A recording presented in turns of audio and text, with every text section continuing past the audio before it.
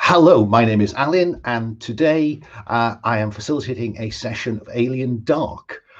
This is my game of alien horror. You can get it for free from Itch, so do please go and help yourself if you like what you see.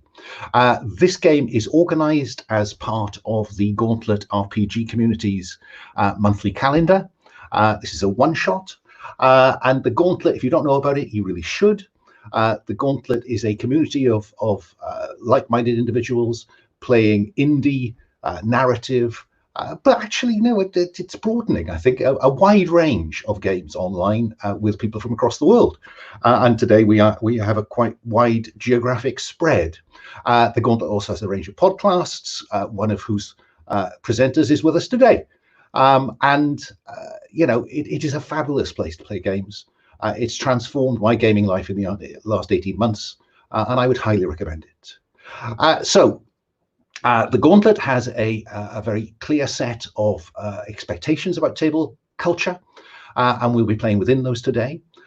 We'll be using a set of safety tools, as well as the Gauntlet Code of Conduct. We'll be playing with an open door, which means that if for any reason someone has to step away from the table, that's fine. We'd love you to come back, but stuff happens in the real world, and sometimes people need a break. We'll also be playing with lines and veils.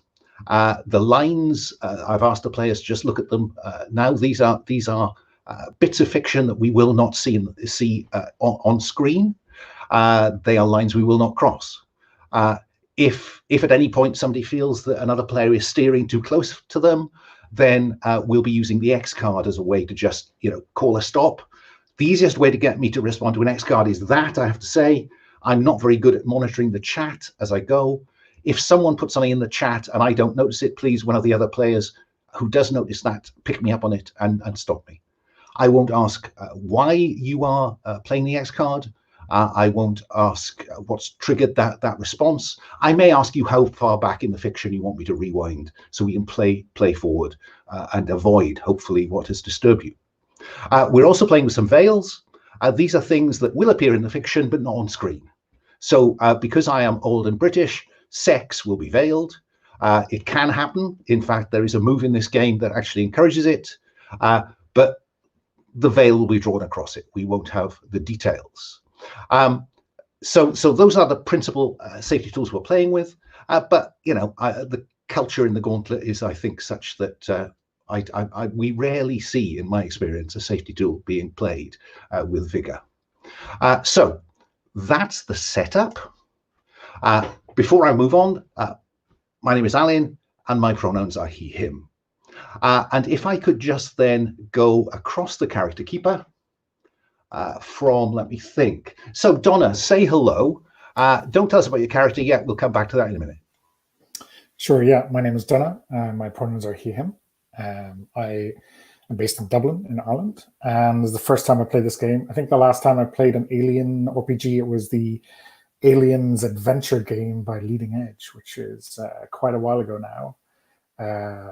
More crunch than you can stick in a crunchy chocolate bar. Yes, looking forward to this. I remember the vehicle hit charts with some affection. Moving on. John, say hello and just tell us where you're coming from. Hello, everyone. I'm John. I use pronouns he, him, and I'm in Atlanta, Georgia, on the east coast of the U.S. And I've never played this game. I did actually play the most recent official Alien RPG recently, which is a good bit of fun too. Great. I would cite Cthulhu Dark and the recent Alien RPG as inspirations for this game, certainly. Will, say hello. Hi, my name's Will, pronouns he, him, and I've played this game twice, I think, now. Yeah, twice now. Yeah, and loads of these ones, and they're great. Thanks, Will. And finally, Rich, say hello. Hey, I'm Rich. I use the he, him pronouns. I have not played the Alien RPG. I have not played any Alien RPG. However, my wife has watched the Aliens movie almost 100 times.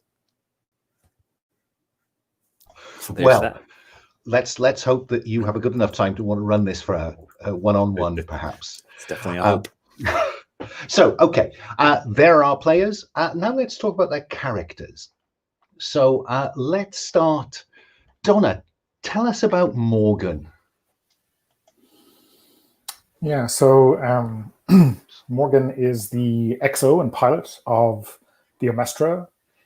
She is a young woman, ex-colonial marine, probably did a tour or two in that service before she got chewed up and spat out.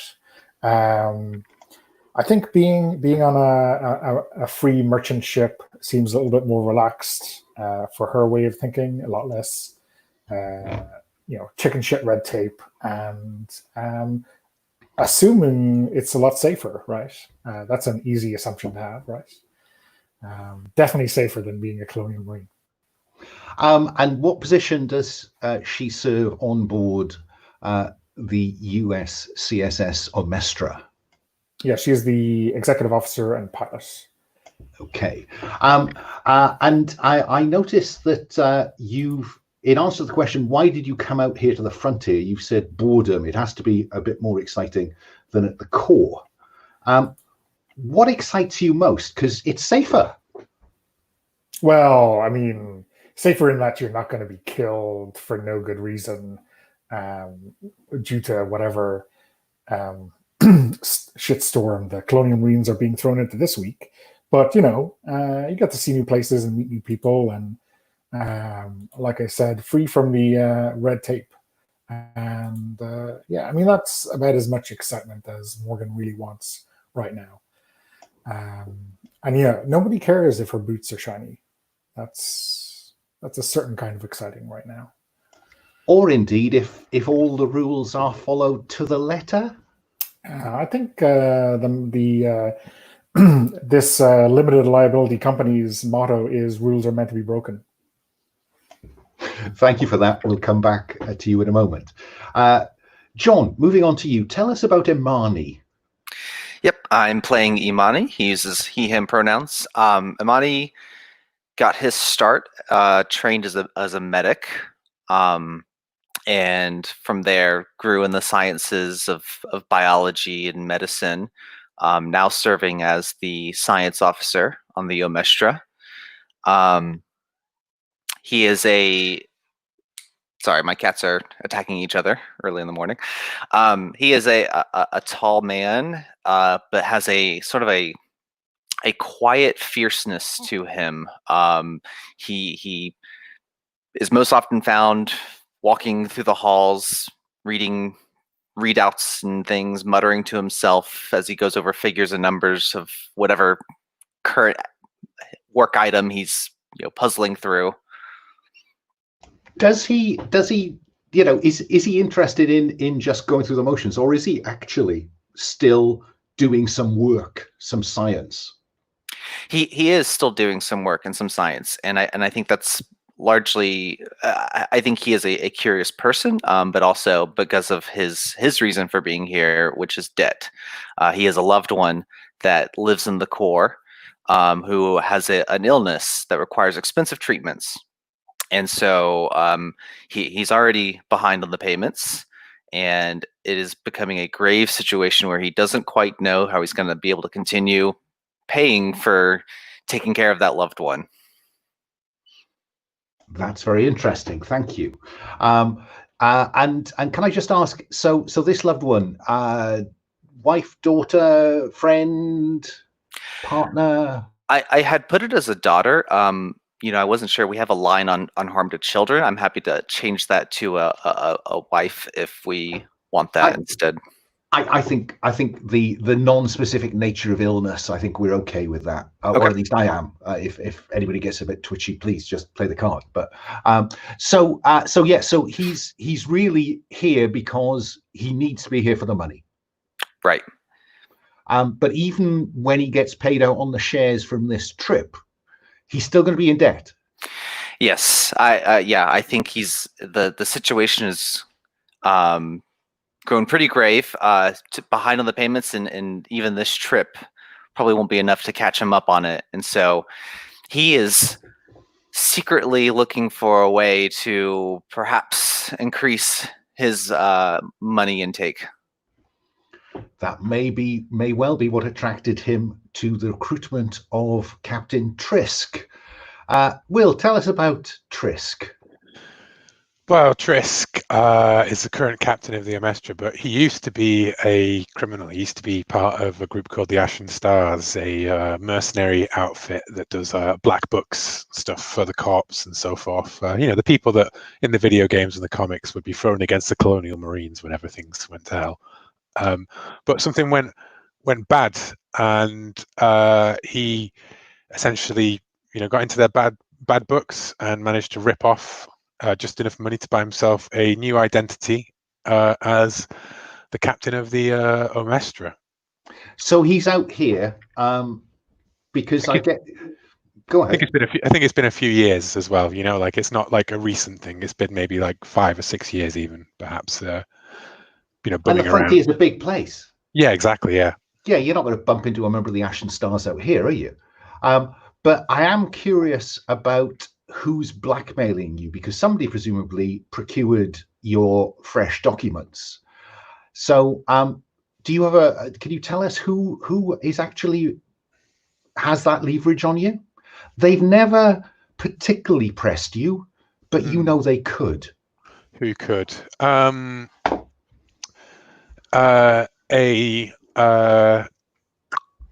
Kilgrove, who is I think actually the person who brokered the deal between is the guy who I essentially owe a lot of the money on the Omestra to, effectively. Like he holds that thing effectively. So he's a silent partner in the Omestra's business, let's say. Of course he is, and therefore has a significant hold on you. Okay, thank you for that. Moving on, Rich, introduce us to Lieutenant Nat Ferro. So Natalie, or Nat Ferro, was a pilot in the Colonial Marines. She has a sister who was a corporal. Her sister disappeared after a mission to a place called Hadley's Hope, and everything went black. All information was classified, and Nat beat her head against the wall over and over trying to find out what had happened to her sister. So much so that she washed out of the Colonial Marines and ended up going private. That's how she ended up on the Omestra. She has nightmares about her sister, and really has driven her to the point where she got busted down from being a pilot to the engineering chief, and now she's an engineering tech. She's become rather unreliable unless you are relying on her to get drunk or to cause a problem. Can I ask, so is she using the Omestra's ports of call to kind of find out, if anybody knows anything? Yes. Is that part of the drive? Okay. Yes. Every time she stops at a port of call, she asks a bunch of questions, and occasionally she'll hook up to get various illegal substances. She's got a connection to this guy named Kilgrove that really helps her out. How very interesting. Now, this is nobody's first rodeo here. So given this is a one shot, I want to kind of drive your stress a little. So you'll find there's a tab in the character keeper called the love letter. And it says, Dear, so let me start with Morgan. Dear Morgan, this isn't your first rodeo. It's not the first time you've come face to face with the harsh realities of frontier life. What's the worst thing you've witnessed or experienced out here? And let's be clear that the xenomorph threat is unknown to the public. So what's the worst thing that you've witnessed out here, Morgan? As a crew member of the Omestra, or just in general? Out here on the frontier, as broadly as you like. Okay. Yeah, so I think the last time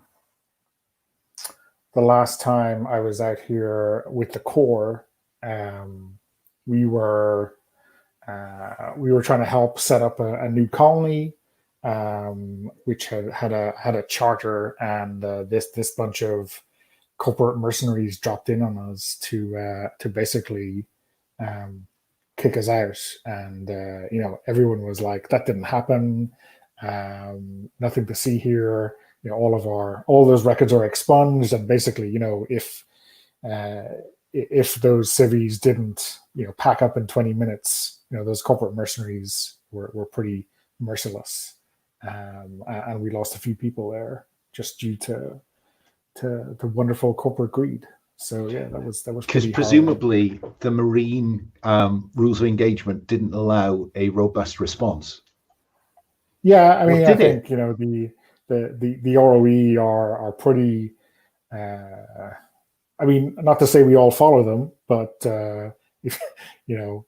certainly that didn't help. And if we'd been cut loose, maybe things would have worked out differently. When you think about that shitty experience, how do you try to numb the pain of it? Do you, and I quote from Secretly from the Horror, do you verbally abuse, bully, or shame people? Do you beat people up? Do you indulge in meaningless sex? Do you get drunk or high on uppers? Do you try to numb the pain with downers? Or do you look for a bit of honest human contact? I mean, I think if there's someone that I think is connected with the core or these mercenaries, it will definitely be like option one, which is to verbally abuse or maybe even beat them up. But otherwise, I think I just want to connect with someone honestly, if their hands are anyway clean or cleanish. Now, normally this move is used to reduce stress, but in this pre-game sequence, would you increase your stress by 1, please, on the basis of that, and roll the white dice in the dice pool to see what any consequences from the last time you did that? So I just rolled a 3. Okay, so 1 to 3. Your inadequacy is clear to anyone watching, including you. You cannot use your expertise until stress goes up again. So you'll see that next to expertise, there's an available with a drop down that says not available. So when you come out of hypersleep, you will still be thinking about that, preoccupied with it, and not able to use your expertise till stress goes up again. Okay? Now we've all got the hang of this. Moving along to Imani. Imani, what's the worst thing you've come across out here on the frontier? I think it's seeing the disparity between life in the core versus life on the frontier, specifically along the lines of access to medicine and healthcare and those amenities that maybe people in the core have come to take for granted. But out on the frontier, life is harsh, and the company deems it too great a cost to send out appropriate medical supplies to treat anything beyond your run-of-the-mill infections, with penicillin and such. And so diseases that would normally be treatable and lives that could be saved in the core are sadly lost because it's just too much of a business expense. People out here are a line item and not a life. And I think that weighs on Imani. And when was the last time you saw people suffer from that? Actually suffer? Let's say with the last time Omestra was docked at a some sort of port of call, larger hub. Imani in catching up with others and catching up on news and such, heard of a tale of a shipment of medicine and such that was supposed to be sent out to the frontiers, but then was scrapped at the last moment due to budget concerns by the company. And he tended to who we could at this port of call, but there's just not much you can do. Too many of them died. Mm-hmm. Would you mark stress, please, and tell me how you normally try to numb the pain of this? How do you seek relief from the horror of life on the frontier? I think it's downers. I think it's using a bit of that science knowledge, maybe concocting some things to take the edge away. Okay, so you've marked stress. Would you roll the white dice, please, to see if there are any consequences of that? All right, and I got a 4. On a 4+, agree with the GM whether you push someone who cares about you or is important to the group away, overlook a crucial deadline, detail, or event that puts the group at risk, or steal something that's important to someone you care about or to the group or the mission that you could trade for more drugs later. You don't need to fill in the detail. I'm just interested in which of those is most attractive to Imani. You know, honorable man that he is. Yeah, I like the idea of a missed detail. Yeah, I'm not sure on what exactly that was, but I like that one. Fine. I'm sure that when the time comes for something essential to be necessary, strangely, it won't be where it's supposed to be. Okay, moving on. Trisk, what about you? I mean, you've done questionable things out here. So tell me the worst thing that you've done. The worst thing that I've done. I think it was. If that's too pointed, in fact, go for the worst thing you've seen. No. I think it's definitely when we shot down. Probably the incident in which I left the Ashen Stars was when we destroyed a colony ship, so that the company's colony ship could get the best landing site. And it was only meant to be a sabotage, but we ended up. It was supposed to be a slow them down, and it ended up being we've completely destroyed them, and we've killed all these people, effectively. I'm seeing bodies spilling into the vacuum of space through the breach. Yeah. What do you do to forget about that, Trisk? I think I would like to indulge in some meaningless sex with somebody. We needn't go into the details because we veiled it. We veiled it, but I was wondering if anyone of this crew would like to be having a illicit liaisons with the captain, fully against regs, of course, and in a very kind of like, I was hoping it'd be Ferro. The damaged goods is definitely the sort of situation. Cool. So yeah. Fine. So mark stress and roll the white dice to indulge in meaning of sex. Cool. Okay, a 5. On a 4+, things went very badly last time. Agree with the GM whether to apply the 4+ results from verbally abuse, bully, or shame Ferro, or beat Ferro up. I think. I wonder if Ferro has a view.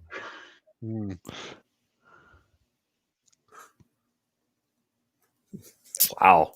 So wait, how are these options? So we're at the meaningless sex, right? We so are. Let me take a look at that real quick. We've already started off there. So if things go badly, agree with the GM whether to apply the 4+, verbally abuse or beat someone. Oh, to the person, which is being paired. All our options, whatever you want, I'm good with it, Trisk. Cool. Well then, I think it is. I think it is shame someone, and I think that some of that shame is simply just the entire sordid affair. Like what would your sister think of being with someone like Trisk? Are you better than this? And Trisk hands you another drink, and just forget about it. So wait, he's shaming her while continuing it. This didn't end it. This is just part of it. I think it's one of those mutually toxic relationship kind of things, Okay, cool. Oh my. So what it says in then on a 4+, and they are a PC, you really your words hit them really hard. Ferro, would you roll for stress, which is to say roll the green stress dice. If it is higher than your current stress goes up by 1. It is higher than current stress. So would you mark stress, please?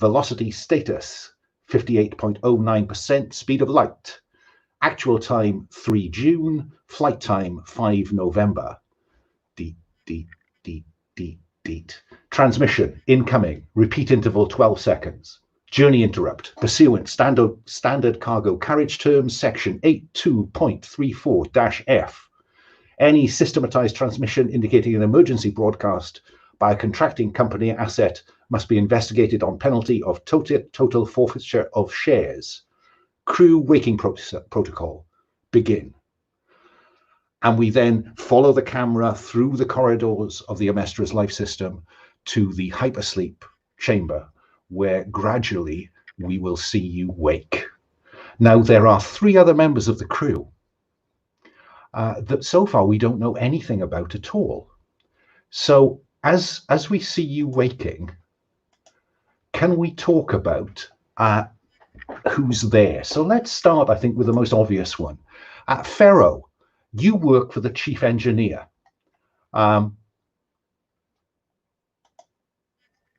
There she is. What's her name?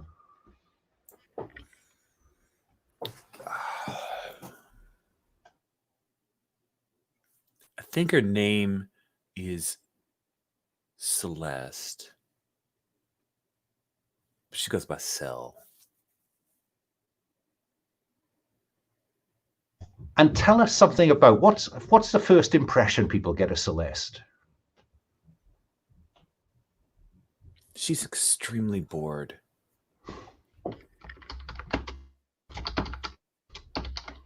In a nothing's gonna take her out of the boredom. She's seen it all.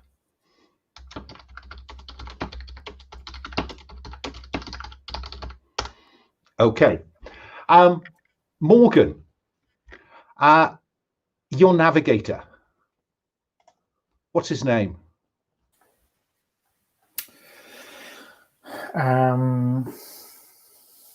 His name is Gus.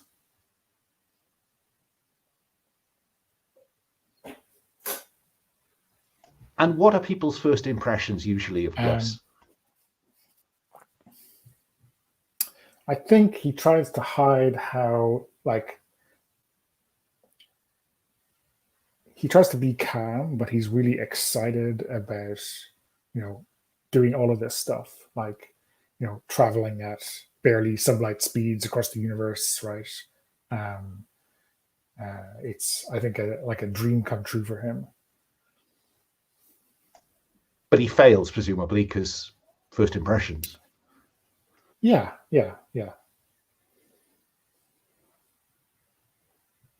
Act casual, but not too casual, I guess. So, yeah, okay. So, an enthusiast.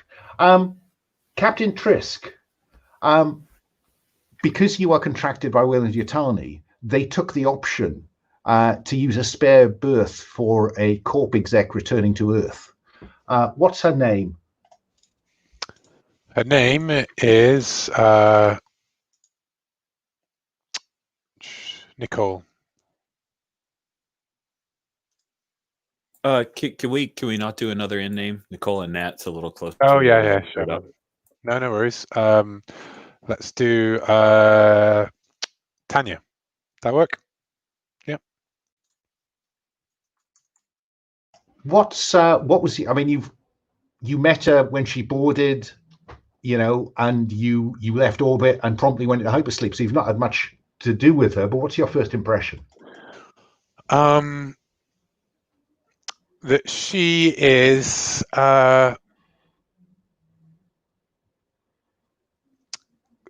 actually quite hedonistic.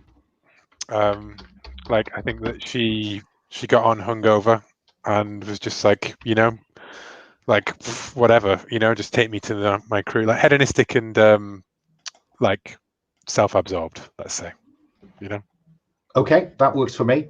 I have a question for Imani in a little while. So I think then we cut to you dropping out of light speed because the emergency distress signal cut off suddenly, but you arrive at Mine Station Durin. This is an airless moon of a gas giant. Trisk, I'd like to have you in Mother's little kind of cubby hole where only you have access. And the screen kind of squiggles a little bit as though Mother is not behaving properly. And then up pops a message, and the message says, message incoming, Kilgrove. Beep, beep, beep. What do you type in?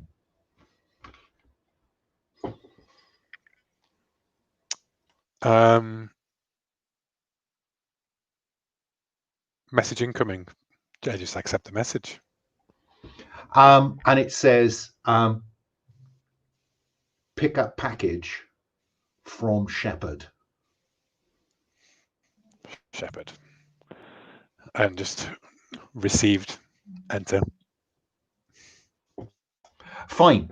And you can see that in place above this airless moon is an enormous spaceship. Its kind of beacon is transmitting the Bettendorf. Imani, Bettendorf is a familiar name to you. Would you like to know more about it? It's ringing a bell, but I need to know how well that bell strikes home. Yeah, I would like to know more. Sorry, I'm not sure if you're asking me, if you're prompting me to fill in details or not. I may be in a moment. Okay. So the way that we deal with this, there are only two principal moves in this game: investigate and do something else. So I think this is investigate, because then you get to ask me questions and I can kind of prompt you back. It's also a good chance to demonstrate the dice mechanic. So you are going to roll the white dice, and I think you know enough about the Bettendorf being a science survey ship of some description for your science officer expertise to count. So you are currently rolling the white dice and the orange dice. Would you like to include your stress dice to increase the chance of your success? Yeah, let's do that. Okay. So that's the white, orange, and green dice. Looks Indeed. like. Okay, so we go by the highest number. Is that right? We do. The highest in the pool. So the highest number is on the white, and I got a 5. Which is great, because if the stress dice was equal to or greater than, your stress would have gone up. So on a 5, you get to ask me what it says in the rules, which is on a 4 or 5, you get the bare minimum, which is that this is a science vessel privately registered to Weyland-Yutani. And you get to ask me one question about it. Okay. I think my question is, what was their primary mission? I think that you know that it has been deployed recently to study the characteristics of a variety of gas giants, not unlike perhaps the one around which Durin orbits. But quite why it's at the station, I think, is a different question, which you can't ask me yet.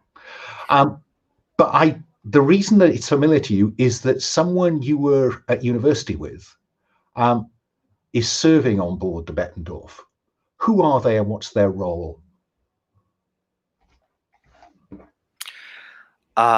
Let's say their name is I can only think of player names for some reason. Let's say their name is Castle, and their role is someone I studied at university with, so they're educated. So I think they're probably a science tech. I mean, if you like, they could have taught you at university. I like the idea of a peer. Fine. Yeah. Fine. So Castle, who's a science tech. Okay. The funny thing about Castle is that, planetary physics, atmosphere stuff wasn't his field. His field was biology. I think that we will then get an incoming transmission. It's a transmission from the Colonial Marshall at the base, a William O'Neill, and O'Neill comes on and says, "Look, I'm really sorry. I think you've responded to an emergency distress signal that was sent in error. It's embarrassing for us, but I think that's what's happened, Captain." Listen, O'Neill, you know what the protocol says, okay? I don't want to do it. I don't want to be here, but your system pulled us straight off our course. If I don't dock with you now and we don't clear all this up and we confirm it for the records, then I'm going to be straight out of our shares, yeah? So clear, let's speak, friend, and enter, okay? Yeah, I quite understand. Then, consider, we offer you our hospitality just to get this all cleared up, face to face. So if you want to come down, that's fine. Yeah, I don't want to, but I have to. So, yeah. Who's going, Trisk? Go ahead, Morgan.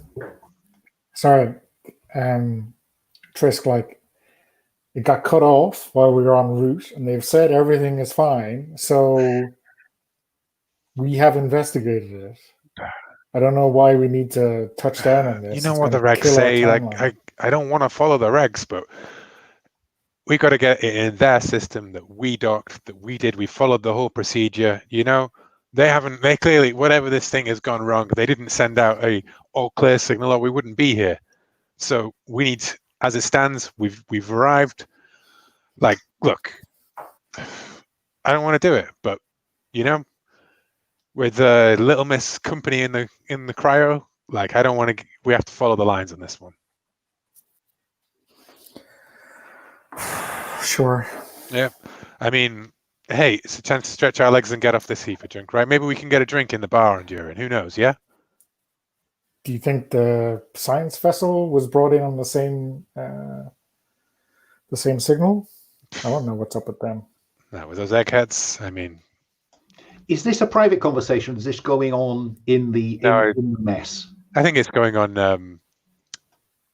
I'd like to think that it's like when they're all on the bridge in Alien 1, on the radio. I've been on the trucker radio talking the thing, and then we're all in our big chairs spinning around and talking to each other.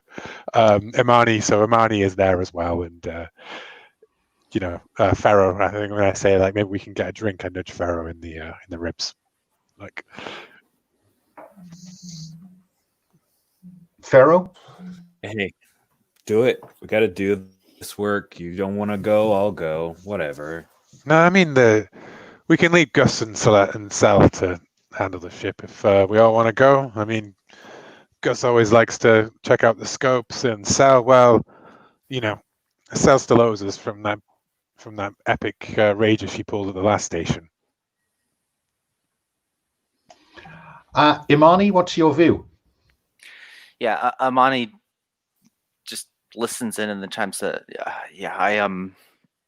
I think I recall that I might know one of the science officers assigned to the Battendorf. So, sorry, was that the right name? Battendorf? Okay.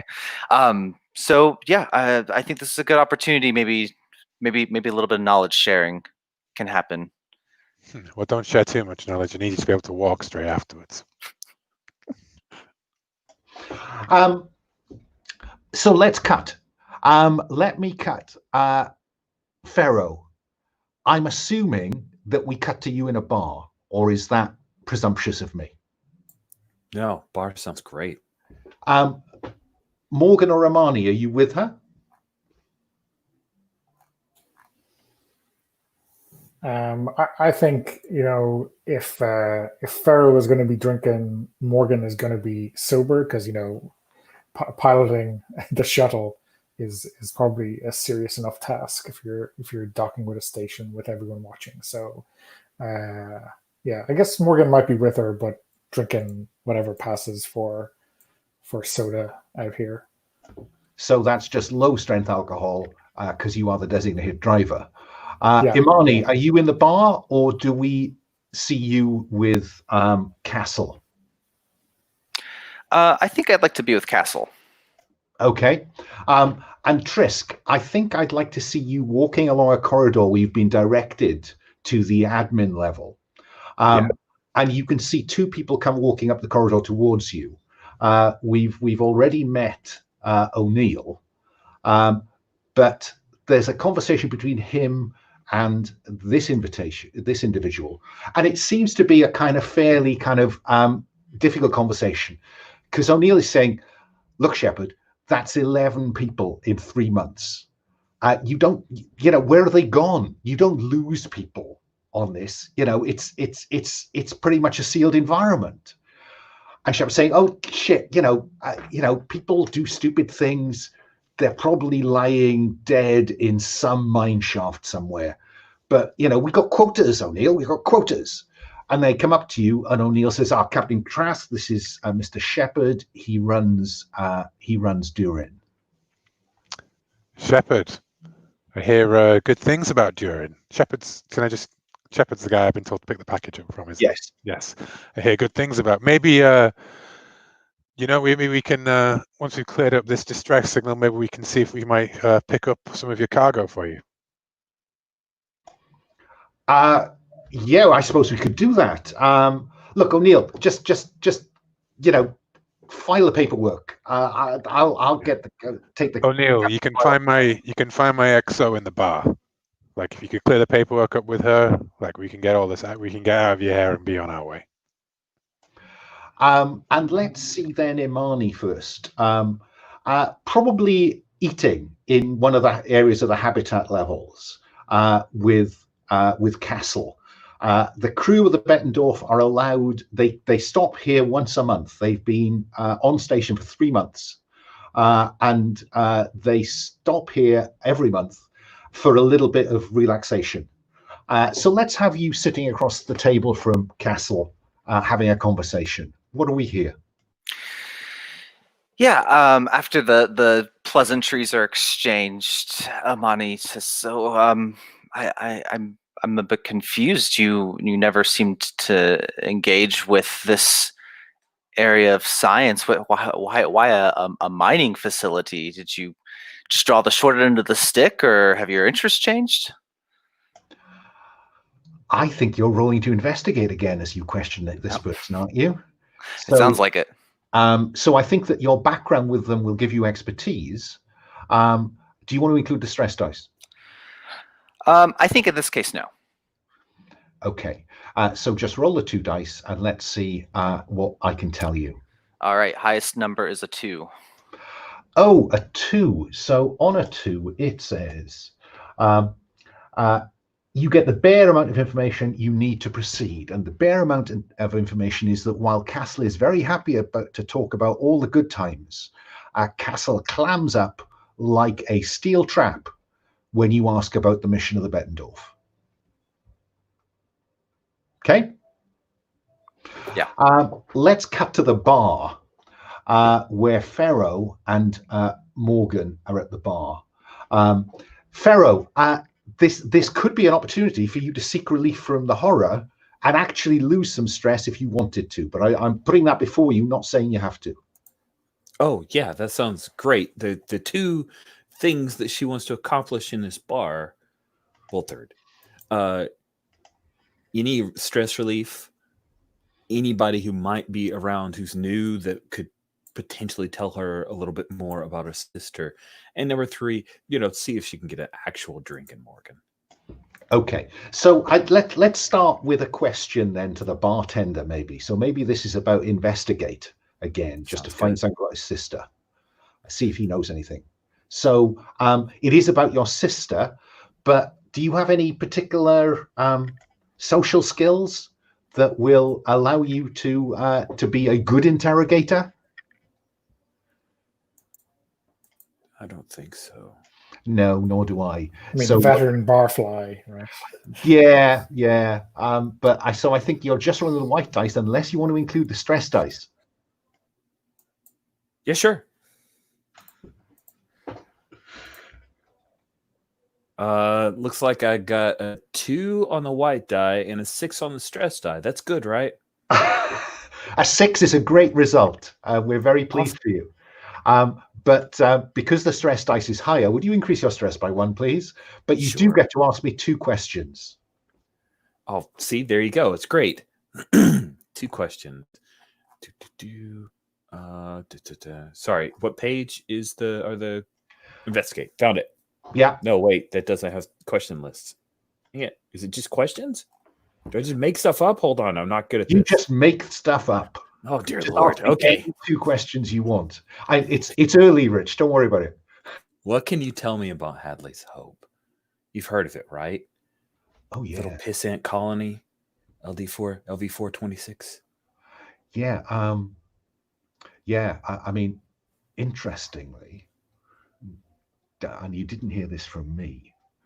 You know the Bettendorf, up there. Mm-hmm. Apparently, the Corps was involved with Hadley's Hope, but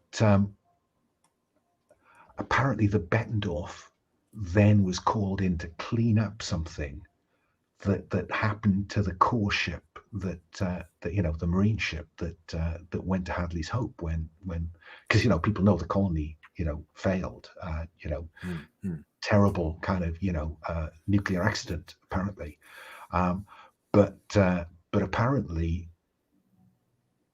the Marine ship never got home, and it was the Bettendorf to do the cleanup. That's all I heard. That's all you heard? So tell me a little bit about the Bettendorf. Oh, they are. They have sticks up their arse. They come down. It's kind of police. Look, this is a mining town. People let loose in here because this is in effect a stripper bar. Male, female strippers, people drinking, gambling, and he says, they come down. They sit in the corner. They sit over a drink for an hour, and then they go. I don't know why they bother coming down. Yeah. Can't make much money in an hour. Yeah. That's good. That's good. I mean, bad. Yeah. Thanks. Now, if your stress hadn't already gone up in this exchange, why, yes, it has.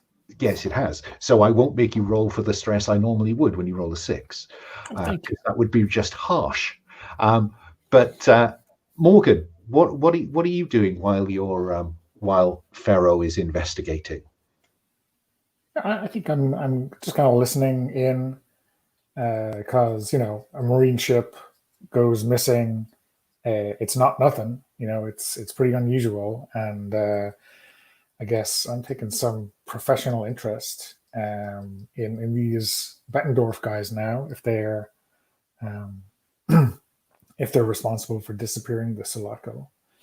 And that's what you're thinking when somebody puts their hand on their shoulder and says, Morgan?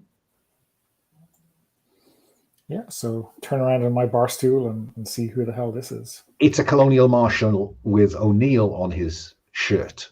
And he says, I've been sent down to just, clear up the paperwork on this shit, what's gone on. Oh, Captain Trisk did not want to do the paperwork. I am shocked. Yeah. Okay. I think me and my boss, Shepard, are cast from the same mold. Okay, so what's the deal? Look, it looks like some kind of automatic trip in the system, just failed. So somebody must have pressed the wrong button somewhere and then not press the cancel quick enough. We didn't know. until it had already been broadcasting for nearly 8 hours, and that was long enough for you to get here. So I'm really embarrassed about this, but frankly, I've got better things to do than this as well. It's a difficult time. Pass the paperwork over. Yeah, and I think this is it's 15 pages of legalese, and it's all standard pro forma stuff, and I sign and put my wait. Before the signing happens, Nat will do a thing.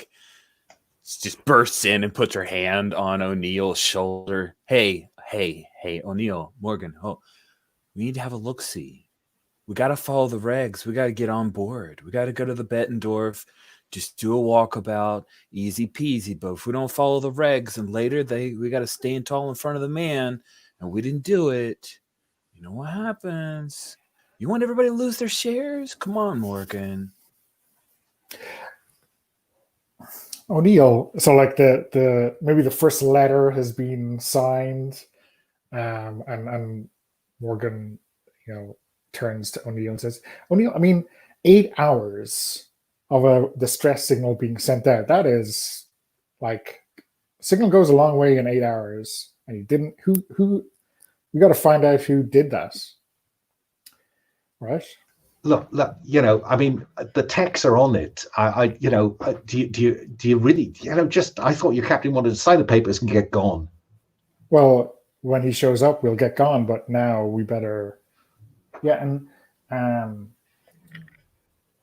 I imagine that someone aboard the Bettendorf would have picked that up, right? If they've been in orbit. O'Neill kind of go, yeah, I guess they would have done. But they didn't call back. I mean, I think their shares are in danger, to be honest. Maybe we should talk to someone over there. Before I resolve exactly how this goes, I think this is a good time for Ferros to roll to seek relief from the horror, because I think Ferro needs to lose a bit of stress, and I would like to know how this goes. Get drunk. Just roll 1 dice, Ferro, please, because that could influence Morgan's approach. Let me do that thing. I got a 5. Is that good? Well, isn't that good? On a 4+, agree with the GM whether you make a scene that attracts unwelcome attention, let something slip to the wrong person, or carelessly wreck something important or meaningful. I think the last one doesn't necessarily apply in this context, but I'm interested about the first two. Hold on. Let me look at my options again.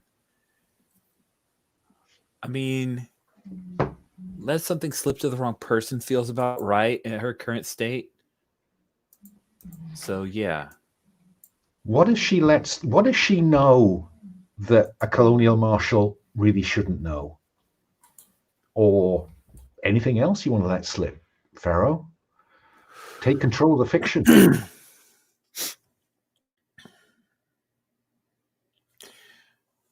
Listen, O'Neill, I don't know if you were on the Bettendorf when you guys came into Hadley's Hope, but probably good if you guys keep your nose clean since the drop ship went AWOL, and he looks at you and says, what do you know about Hadley's Hope? My brother was in Hadley's Hope. My sister was a corporal from the Marine dropship, the Sulaku. They went down there. But there was a problem. The Marines were sent. There was a nuclear accident. The ship was lost, or what's there to know? Weyland-Yutani covered it all up. If there really was some kind of nuclear accident, there would be way more evidence and way more information. All I get are black boxes and markouts. Redacted, classified. Something fucked went on there. So, you guys, Bettendorf, you don't want 2 strikes against you here, right? I mean, I'm not a math expert, but seeing as how it went on for this 8 hours, was that 29,000 seconds, speed of light? I mean, how far could that signal gone? So many people hearing about it. If we get it cleared, you're good. Otherwise, people are going to be sniffing you out for forever, and somebody's going to find something to make you look bad. And he kind of looks at Ferro, who's clearly drunk, but he looks at Morgan, who clearly isn't drunk. And he says, yeah, maybe there's something to what you say. I'm going to call a 5-minute break there, or actually slightly more. Should we be back in our seats at 20 past the hour? Because that seems to me to be a reasonable point for a commercial break in our movie. Yeah. See you at 20 past the hour.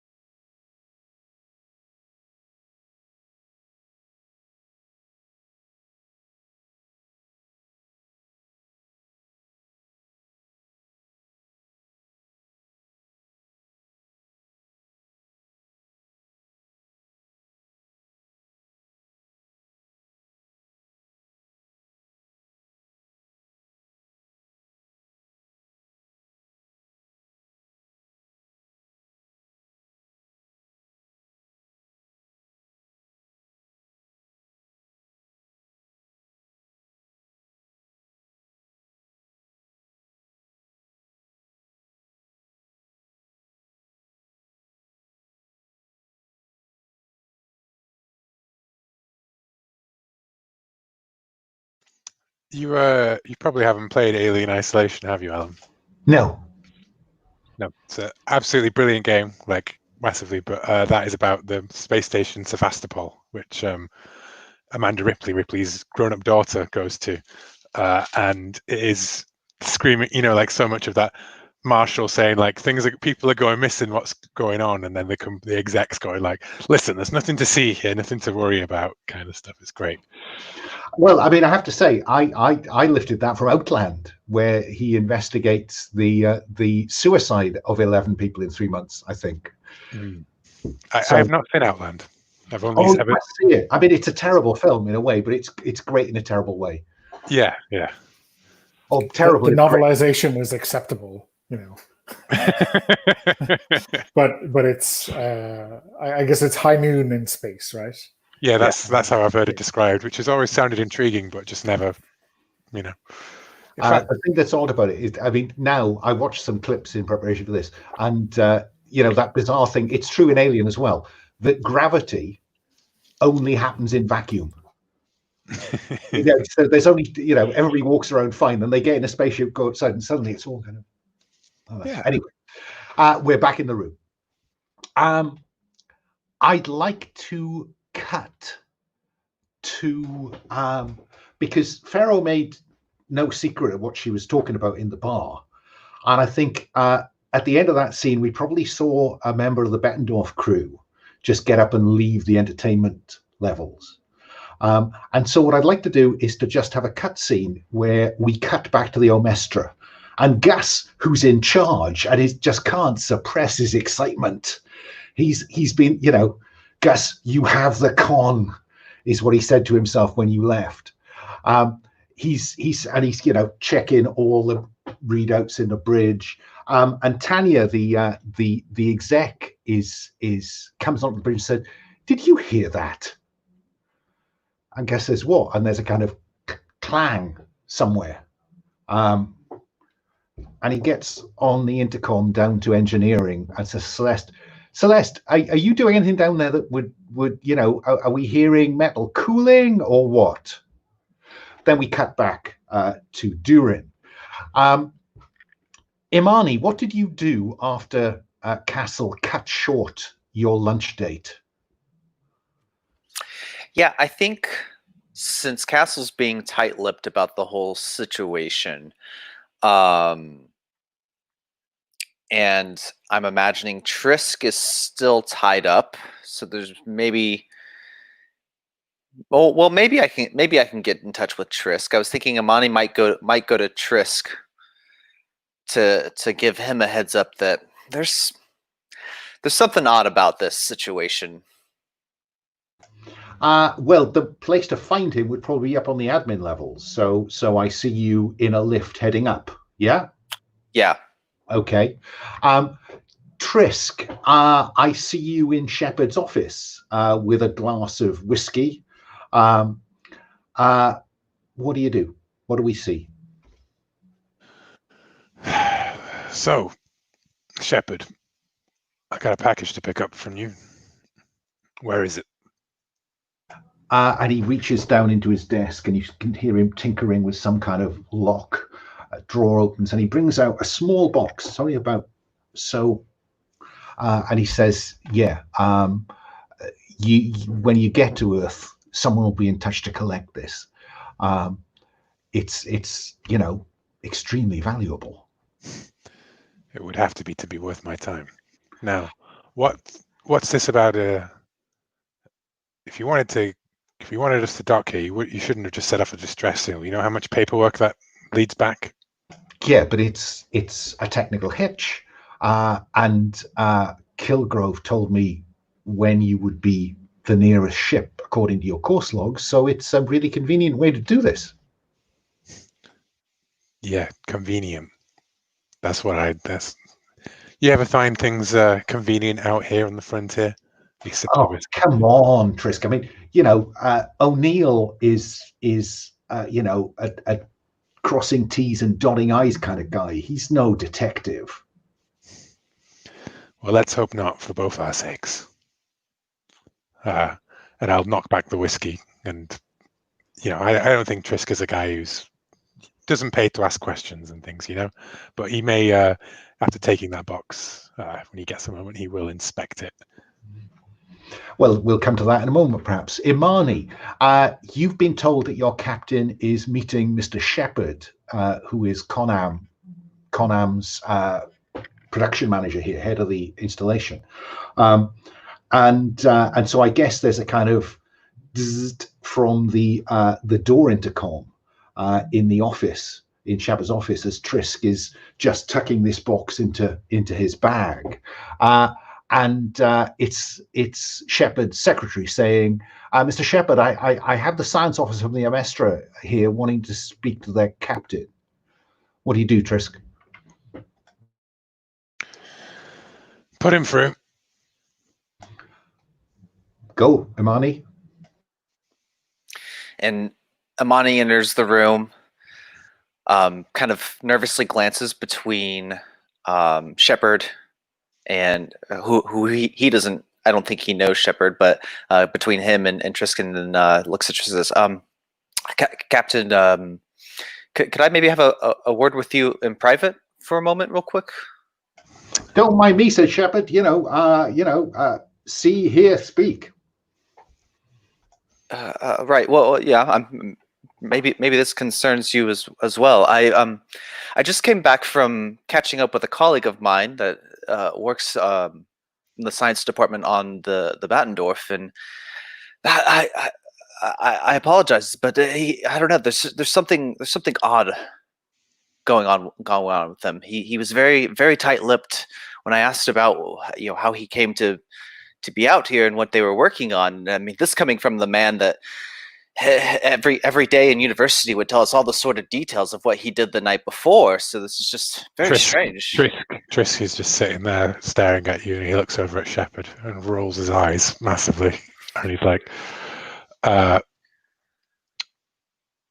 "Someone, your friend, people grow apart, Imani. Your friend wouldn't talk to you. Big deal." No, Captain, that's not it. It's if this is it, Imani, I don't. Somewhat. He doesn't want to talk to you. Maybe you ever think maybe he signed an NDA? I suppose that's possible, but that would be very unusual for him not to be able to share with me. I mean, typically our contracts allow vessel-to-vessel communications on these matters between science officers. He just shakes his head at how naive all of this is. Like,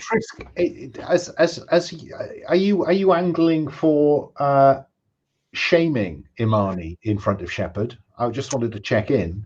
I did contemplate it, but since I've only got a stress of 2, I don't want to take the chance of inflicting stress upon. Fair enough. Okay.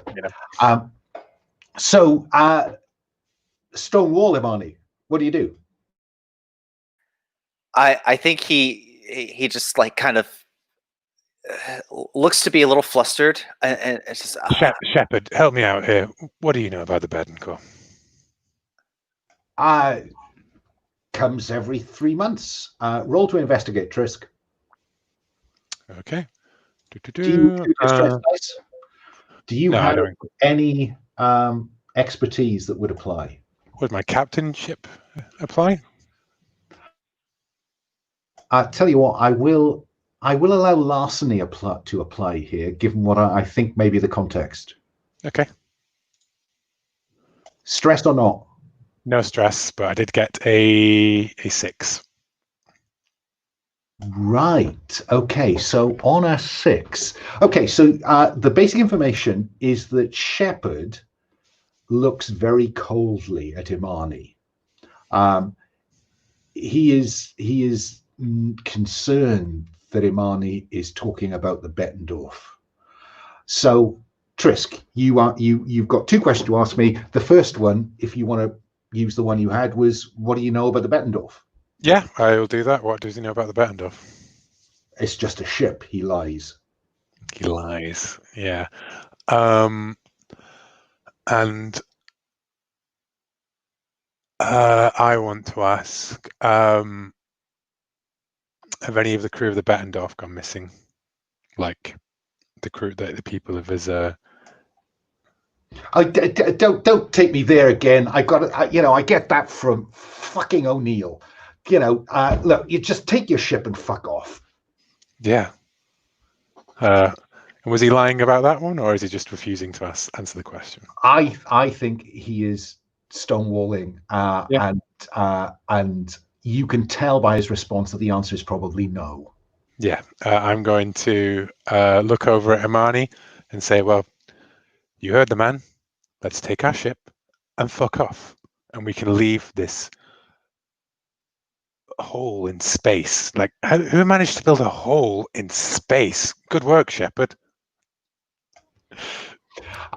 Let's cut back to the bar where Ferro, Morgan, and we left O'Neill. At the point where it looks like you convinced him that maybe there is a question to be asked here, and just for reference, this is the bar. Morgan, you're looking at that over O'Neill and Ferro's shoulders. What do you do when some strange thing drops from the ceiling and lands in this spotlight here? What's your first reaction? Some strange thing drops from the ceiling, I guess. Initially, you think it's part of the act. Somebody in some kind of black suit. Okay, but it's obviously not, because the shrieking and then the screaming and then the So I think the blood spray. Would you roll for stress, please? So that means roll the green dice. If it's higher than your current stress, it goes up by 1. It is indeed higher. But I think that unlocks my expertise again, right? Because my stress is just It does indeed. So I think the the kind of jaded paperwork. Oh, we're going down this rabbit hole for Ferro again, but let's see where it leads. Kind of blaseness of Morgan kind of dissipates, and this is like the old times. So I think she shoves a hand into the back of her waistband of her gear, and out comes her slightly out of regulation sidearm, which is you mean entirely illegal. Entirely illegal, but or any regulated habitat. Yeah, okay, but who's regulating this habitat? I don't know. It's certainly not Shepard. And I guess I'm taking a bead at this thing, and then I think I'm just yelling at Ferro and maybe O'Neill to back off, because getting out of here might be a good idea. Okay, Ferro. Clearly, in slow motion, we probably see the gun come out over your shoulder. So when you spin round, let me ask you to roll the white dice so I can just determine what happens next. Okay, I'm rolling the white die. I got a 3. Okay. On a 3, a warrior xenomorph tries to grab its victim. One of those dancers, it's just grabbed, thrown over its shoulder, and it leaps up into the darkness of the scaffolded roof. What do you do, Ferro? I watch in horror? I think horror is the right word. Can you imagine the next words I'm going to speak? They are, Ferro, roll for stress. Okay. Yeah, I think that seems appropriate. So just roll the white die again? Roll the green dice for stress, and if it's higher than your current stress, and to be honest, the worse your stress gets, the chance of it going up are tiny. I know. It's good. I rolled a 5, which happens to be higher than my current stress. Ferro, as the alcohol is flushed out of your system by the adrenaline, the stress you lost getting drunk is back. Nice. Trisk, you and Imani are walking down the corridor from Shepard's office when somebody's hit an emergency alarm somewhere. Doot, doot, doot, doot. Oh, God damn it. Imani, come on, let's get back to this ship. We get out of here before these assholes like knock another 3 days off our thing. You don't think we should see if we can be of any help here, sir? You heard the station chief. Fuck off. Hey, fair enough. You write the checks. Imani, that doesn't seem to be the kind of thing, given what we know about Imani, that they would do. So going with the captain seems to me to be a fairly stressful thing. Would you roll for stress, please, Imani? Does not pay to have morals. That is a 3. Which I think is enough to put it up by 1, isn't it? Yep, it is. So, Morgan, this thing has landed on the podium, grabbed one of the dancers, and just jumped back up into the darkness of the ceiling scaffolding. What do you do? So if I can't see this thing anymore, I am, getting the fuck off the station and making sure Ferro is, on our feet and moving. So does that sound like you are, in the words of the other rule, running for it? Yeah, I think that would cover it, right, Ferro? Okay. Expertise in running for it? I think so. Yeah, I'll give you expertise. Will you include your stress dice? Cool. Yeah, let's include the stress die. Go on. So are you both rolling, or just me, or Morgan is rolling because you said you're taking Ferro with you. Yeah, nice. Yes. Okay, so I'm rolling expertise and my white die and my stress die. You are. And okay, I rolled a 1 on stress, but a 5 on my white die. So okay, so on a 4, we're all fine here. You made it for now. You've escaped the scene of danger. What do you do? Well, I think you said, didn't you? Yeah. So on the way, I'm getting on our, if we have a short range communicator, just to give Trisk and Imani the signal to get back to the Omestra shuttle. And I think there are 2 walkie-talkies in the ship's locker, so it would be logical for Trisk to have one and Morgan to have one. So if you mark that on your load, that would be good. I'd also put that service pistol on your load, Morgan. I'm assuming at this point that you were all, lightly loaded, because this wasn't supposed to be this. And you're, come through on the walkie-talkie, heading for the shuttle. Yes. Okay. Ferro, do you want to leave? I'm just curious. I feel I have to ask. I mean, yeah, that seems smart. I'm curious about this thing, but I need a weapon. There's plenty of improvised weapons you could find in the bar.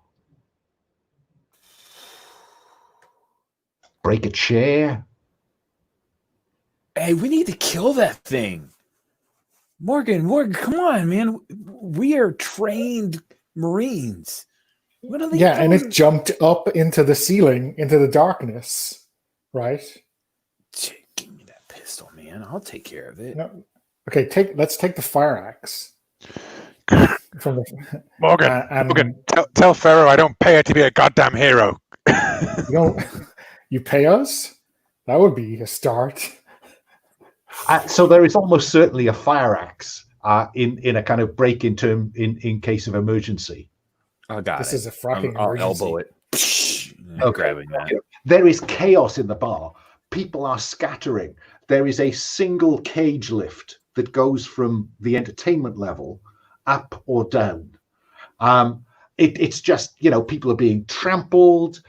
There is no way out through that lift unless you start using force of arms, Morgan. And there's no other way out of this level? No, that's a different question. Would you roll to do something else, please? And I can't see this as any expertise, but you can throw the adrenaline or the stress dice in. I mean, survival is, I presume, like, making do point. in. Yeah, okay. No, absolutely. Go with it. Roll expertise as well. Okay. So I'm going to add in the stress die to this because, hey, what could possibly go wrong?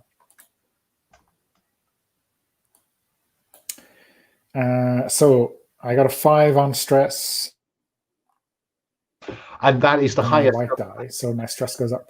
Your stress goes up by 1. Yeah. But you do notice that the barman is heading in the opposite direction to the crowd.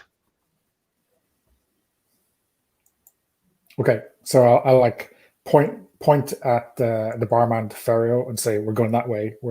That's a man who knows where he's going. All right. And she's in. She's 100% in. Got the fire axe. She'll lead the way. So. And the last we see of O'Neill is climbing a wall ladder up into the roof. The ceiling scaffolding above where the lights are. So yeah, you follow the barman. He goes through a swing door at the back where there's a kitchen. And he's kind of, get out to the kitchen staff as they head to a service lift at the back of here. Is that where you're aiming to get to? Yeah. Okay. Yeah. I'm going to go to Ferro first in this circumstance because you have an expertise called fast. So Ferro, some of those old reactions are kicking in, and you're pushing and shoving with the kitchen staff to get both of you into this lift. It's one of those kind of wire kind of closes, and the barman hits the one that goes down to the habitat level.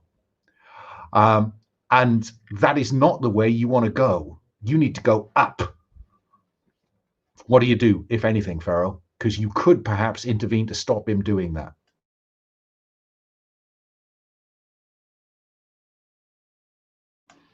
Or you could beat him up and reduce some stress. I mean, that seems counterproductive, man.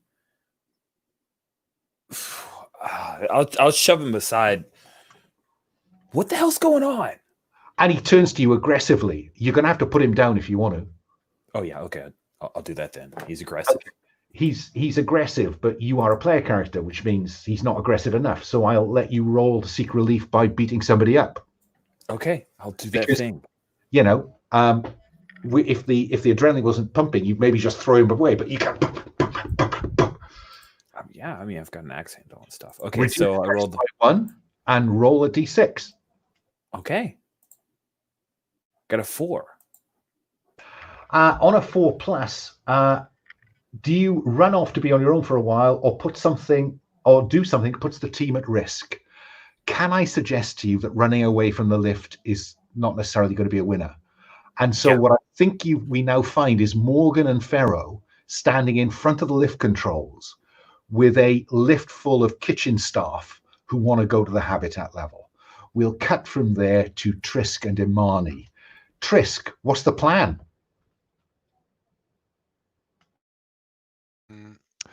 The plan is to make it to the ship. That is a very, this is somebody else's problem.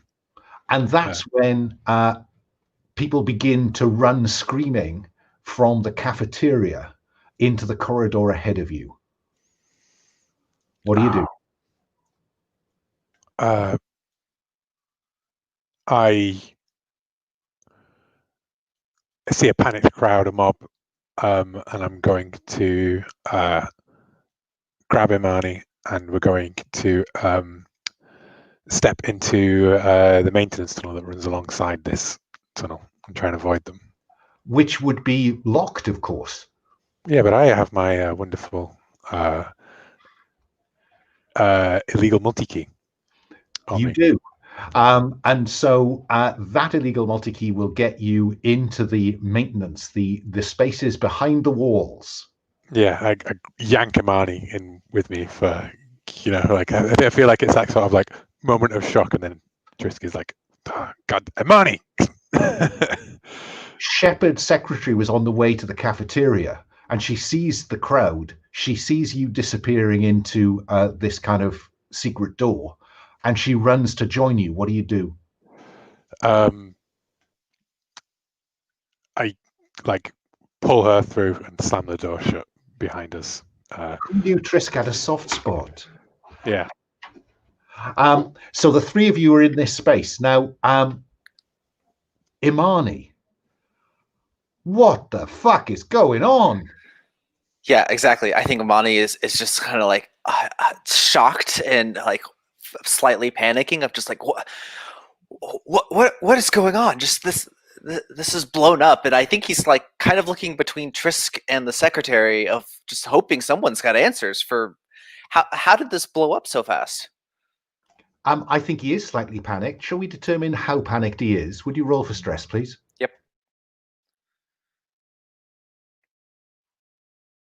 So I just real quick. I'm going to raise my stress as well because I didn't do it when I got my 6. So thank you. Yep, and I got a 4, so mine goes up as well. Okay, this is all racing along very pleasantly. So, Ferro and Morgan, you're in this lift with and a beefy chef says to you, and he's got the knife he was cutting up vegetables with, and he says, "What the fuck's going on? We need to get down to the hab levels." I think he's getting a pistol in the face, or like the barrel pointed straight between his eyes, and I'm telling him to get the next one, pal. Love it. That sounds like you're confronting a threat to me. Well, I was looking for intimidate. Yeah, well, that's confront a threat because you okay. What the outcome of the confrontation would be. So you don't have to shoot. So subdue them, drive them off, whatever you want. So you're going to roll a d6. I think you have all the expertise in the world for this. Do you want to include your stress dice? I am not going to include my stress die. Okay, just the 2 dice then. Yeah.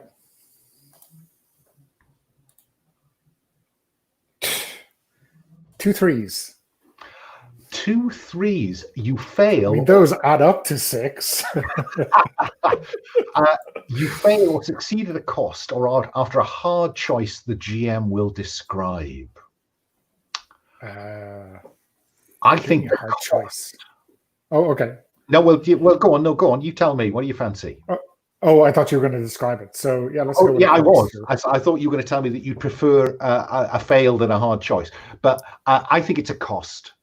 Okay. And the cost is that you flash back to that mission when you were trying to protect some colonists and you just couldn't. And at one point, you put a gun in the face of one of the mercs, and he just smiled and said, "Talk to the company." So I think the cost is that your stress will go up by 1, but he will back down, or you can fail. Okay. Okay, so you were going up towards admin and the landing pad and access the outside rather than down to the hab levels. Yeah. What do you do when you hear something land on the top of the lift? I tell you what, don't ask me now, I'll come back to you. Imani, Trisk, you're in this kind of corridor beside a corridor. It's narrow, single file. It's, the admin level is quite well kept, but back here it's dusty and rusty and shitty. What's the plan, Trisk? Okay, if we go down here and we go out the other side, we can maybe get across to the bay. Okay, Imani? And you, what's your name? Deirdre. Deirdre, right? You know what the hell's going on? No. Right. Well, what is going on? Why did you come in here? I shouldn't have panicked. I should go back. I should go back. Yeah. Go back. Go back. Okay. Come on, Manny. I think Imani does not. He like is a little horrified at Trisk suggesting she just turn around. And actually, I think he will seek human contact with Deirdre in this moment and just try to like kind of put his hands on her shoulder, say, Deirdre, it's okay. We're gonna get out of here. Stay with us. Follow us. We'll figure it out. Whatever it is, it's manageable. I'm impressed by that swift internalization of the rules. Roll to look for honest human contact. Now here's the question: is that just the white die? That's just one dice. Okay, but you will reduce your stress by 1 before you roll. And that's a 6. Oh my! So on a 4+, there was a blow up. Agree with the GM whether to apply the 4+ result from verbally abuse, bully, or shame someone, or beat someone up. But it was really worth it. Reduce stress by another 1. Okay. So she panics in some way. What do? Do you slap her face? Do you just, verbally abuse her? What do we see? Yeah, I think it's some verbal shouting and as she's like starting to panic, just like, Deirdre, pull it together. Okay, so the NPC verbally was agree with the GM the consequence of their relationship with you and how the group is put at risk. I think Deirdre becomes a reluctant accompaniment. She's going to need looking after, but she won't go away. Yeah. So you're making your way down this corridor behind the corridor. Maybe she's talking constantly, so she's like, yeah, we've got a noise following us everywhere. Yeah, she's and it's almost like she's trying to release stress by just talking about it. This can't be happening. It'll be fine. The Colonial Marshall will sort all this out. And that's when you hear something moving in the duct above this corridor. Ferro and Morgan, you've come up to the admin level. Yeah, you go through this in order to get to where you've docked the shuttle. So the door of the lift opens. You're nearest the door, and are you holding a gun on them, Morgan? Because it looks like they could just take this as an opportunity to kind of just rush you. What do you do? Sorry, who? The cooks. They decided not to get out. They've just come up here with you. Okay. No, I don't think so. I think if we're all going up, that's fine. I'm just keeping my weapon away from them. Okay. And you step out into the corridor, and one of them reaches forward and hits the button to the hab level, and the doors close, and you can see the counter going down. And that's when you become aware that there's a crowd running towards you down the corridor. Ferro, you're the sharpest reaction here. What do you do when you see these people? Admin staff, corpse, just people. And we're in the lift and we're getting where we need to go, and they're trying to rush it, right? Out of the lift, okay. You're in the corridor down which you have to go to get to the shuttle.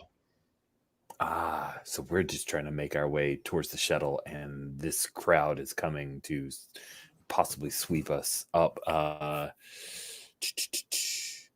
Look around. Is there anything I could do to set off fire suppressor, sprinklers, anything like that will mess with these guys? Yeah, I think that's certainly the case. It's just over there, so I think I need you to roll to do something else to get there before they get to you, and that might just disrupt them, slow them down. Okay. So do something else is roll the white dice. Okay. You are fast, which is what matters in this, so you have expertise. Mm-hmm. And you could include your stress dice if you wanted to. I mean, I'm only at a 4. Let's do it. Okay, I've rolled a 6 on my expertise, a 4 on my stress, and a 3 on the white die. Then it goes brilliantly. This goes like a dream. You hit the emergency button. The sprinklers kick in. People kind of just stop dead and start running the other way, away from you. Leaving, if you just follow them, you'll get to the docking bay. Let's go, Morgan. Ferro, you're good. Mice in a cage. So yeah, I think given that we're in like a crowded corridor and maybe there's people, I think I put a hand on Ferro's shoulder and like, good work, Nat, and keep leading the way. All right, let's do it. So you're following the crowd, okay, who were running towards you. Okay, fine. In this duct, or service corridor, let's call it that, with a duct, there's something in the duct. When Deirdre pauses for breath, you hear this kind of scrabbling noise in a ventilation duct. Trisk, I think we're single file, right? So actually, I don't think that Trisk is near Deirdre, so I'll just go shh, and freeze, and look around, and I'm going to be like, we should be very unobtrusive, which is one of my tags and my skills. So I think what I'm hoping for more is less not noticing us at all, and maybe more noticing our tag along NPC more than either me or me. Frankly, just me. I'll be honest. That sounds like avoid detection. The other moves, when you're at risk of being found, say how you avoid attention or neutralize it. So I think this is about just shutting everybody up. And if Deirdre keeps talking, well, that's Deirdre. And I have expertise in that, I would say, from unobtrusive. You do? Cool. I can't think of a piece of kit that would help with that. So I get a 6. Oh, a 6. Wow. So on a 6, it goes brilliantly. But what you realize is that scrabbling wasn't, whatever was scrabbling in that duct has now dropped into the corridor with him, where Imani is dragging Deirdre along, last in the chain. And as you turn round in the dim red light of the emergency lighting, you can see something moving along the ground towards Deirdre, who hasn't seen it yet. Imani, I think you're the player character more likely to get a good look at it. And so I think what I'm going to say is that the face hugger is just skittering along the corridor behind you. So roll for stress before you do anything else.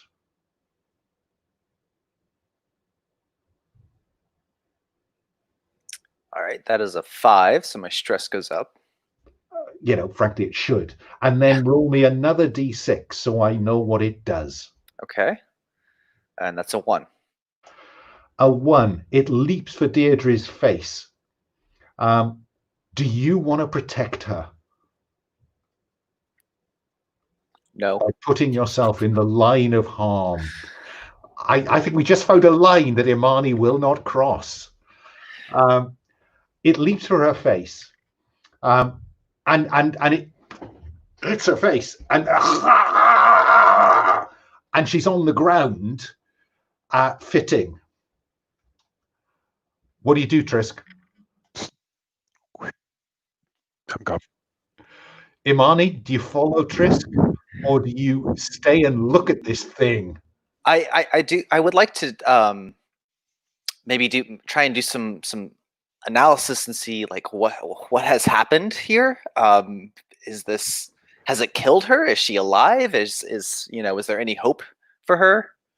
Roll to do something else. And I'm guessing you never go anywhere without that med kit that's in your locker. Yeah, that's what I was thinking. So I should add that to equipment, right? Indeed. Okay. And I think you're rolling with expertise and with the right tool for the job.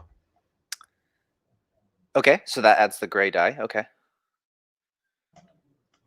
All right. Highest is a 6 on the expertise. A 6.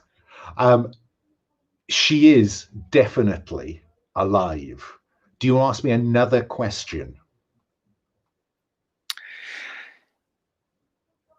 So what do you want to know? Imani not knowing what this is there a way to remove it here, or do I need to take her to our ship, to a medical area? Your med kit has a pair of pliers in it. You could just snip those legs that are holding it to her face and pull it off her face. That sounds like a great idea. Yes, absolutely. Now you rolled a 6, so I'm going to make you roll for stress again. Okay. But I also want you to roll the pink failure dice. Okay. So I'll roll this. And if the failure dice comes out higher, you may get some of the acid splash. So 5 on the stress die and a 3 on the failure die. Which I think means that your stress goes up by 1, Mm-hmm. but you don't take the brunt of the acid. Poor Deirdre does. So Deirdre, she would die screaming if she was in a position to scream, but her face dissolves. Yeah. And with that, Imani just sort of backs away in horror. And is Trisk gone at this point? Have they been separated? You can see him disappearing down the corridor, down the passage. And so he turns and starts following and yelling, Trisk, wait up, I'm coming. Imani running down the corridor. Ferro and Morgan, you are following this crowd who look like they're taking a left turn off the corridor that leads to the landing bay, which is not a bad thing. Yeah. So you just plow on. I don't see any reason why not. Yeah, I mean, wherever our shuttle is parked. Yeah. And I think what you see is already lifting off is a Weyland-Yutani shuttle. You know, yours is a kind of 4-person shuttle. They're taking off in the equivalent of a double-decker bus. So it looks like they are getting people off in numbers. And there, you know, is the door that leads to the passageway that leads to your shuttle.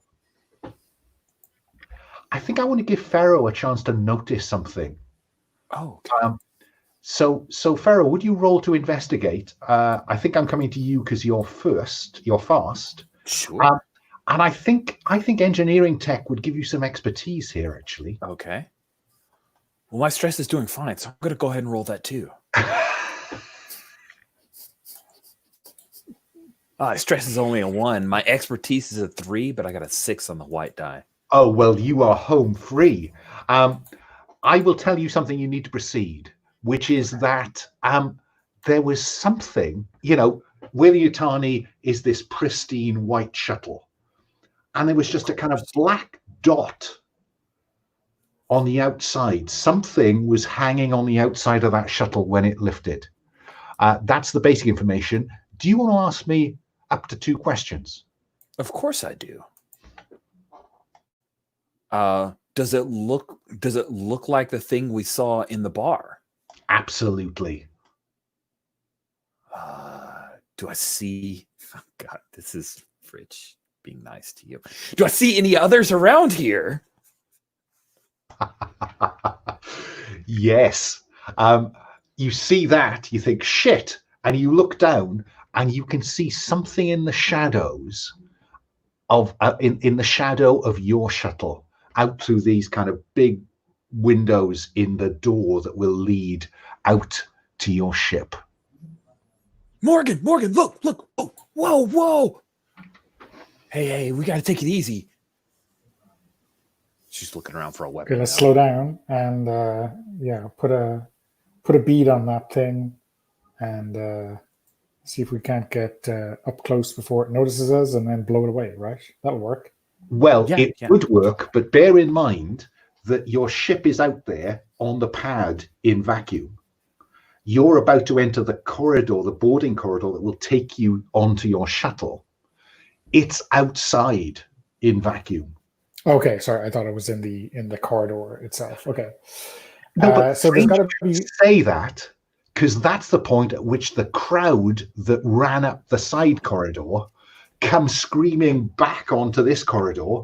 Some of them go back the way you came towards where you set the sprinklers off, but some of them turn towards you.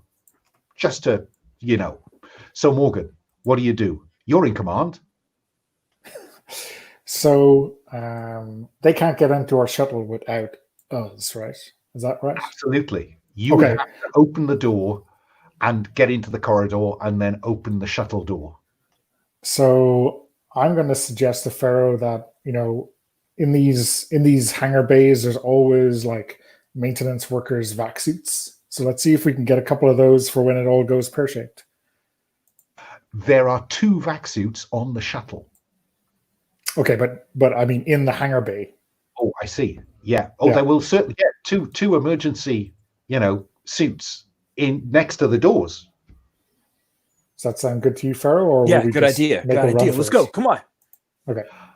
So the crowd have come into the hangar bay and are just, scattering away from whatever threat they are running from.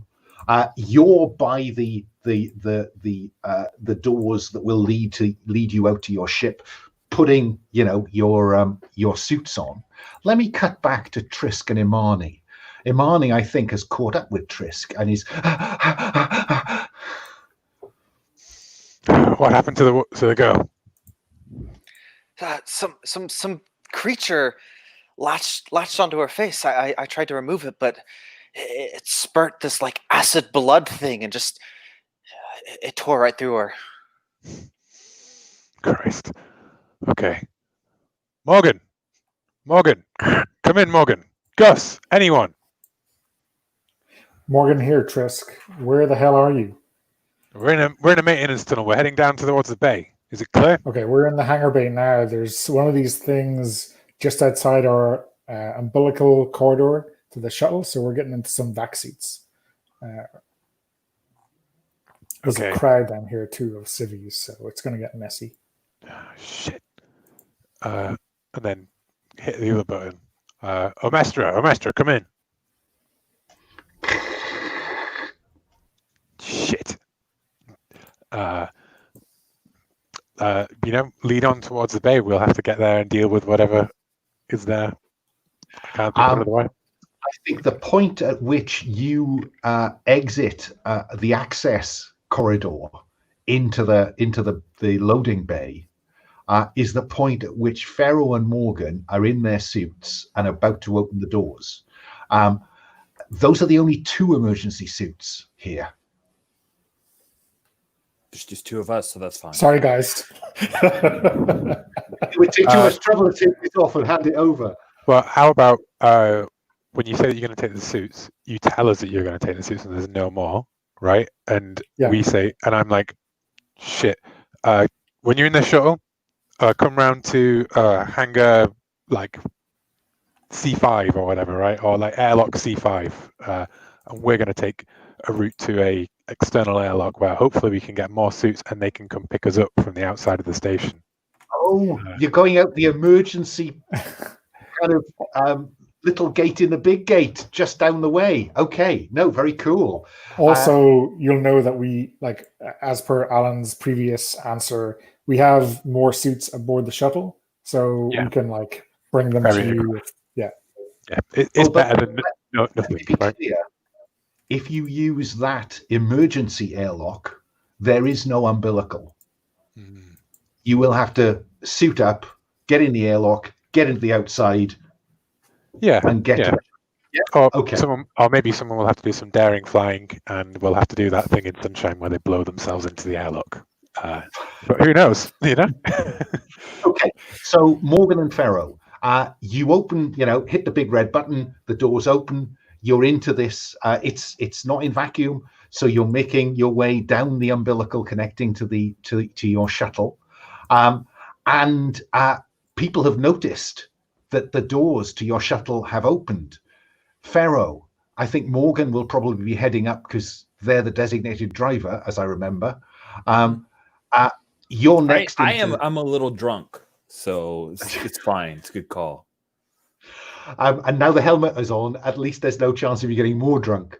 And as you turn round, you can see a handful of people running towards you across the bay as a xenomorph warrior enters the bay. What do you do, Ferro? There's a button there that says close. Shut the door. Zzzt. and you see people banging on the little window, and then behind them, you see a dark shadow lift up, and they turn, and poof. Would you roll for stress, Ferro? Yeah, I guess. So the white die and stress die? Just the stress die. You want less than 4, or 4 or less. I got a 2. Those old reactions. There's a Marine in there fighting to get out. No stress increase. Imani, Trisk, you now are making your way through these access corridors. You come out into an empty corridor. Thank fuck for that.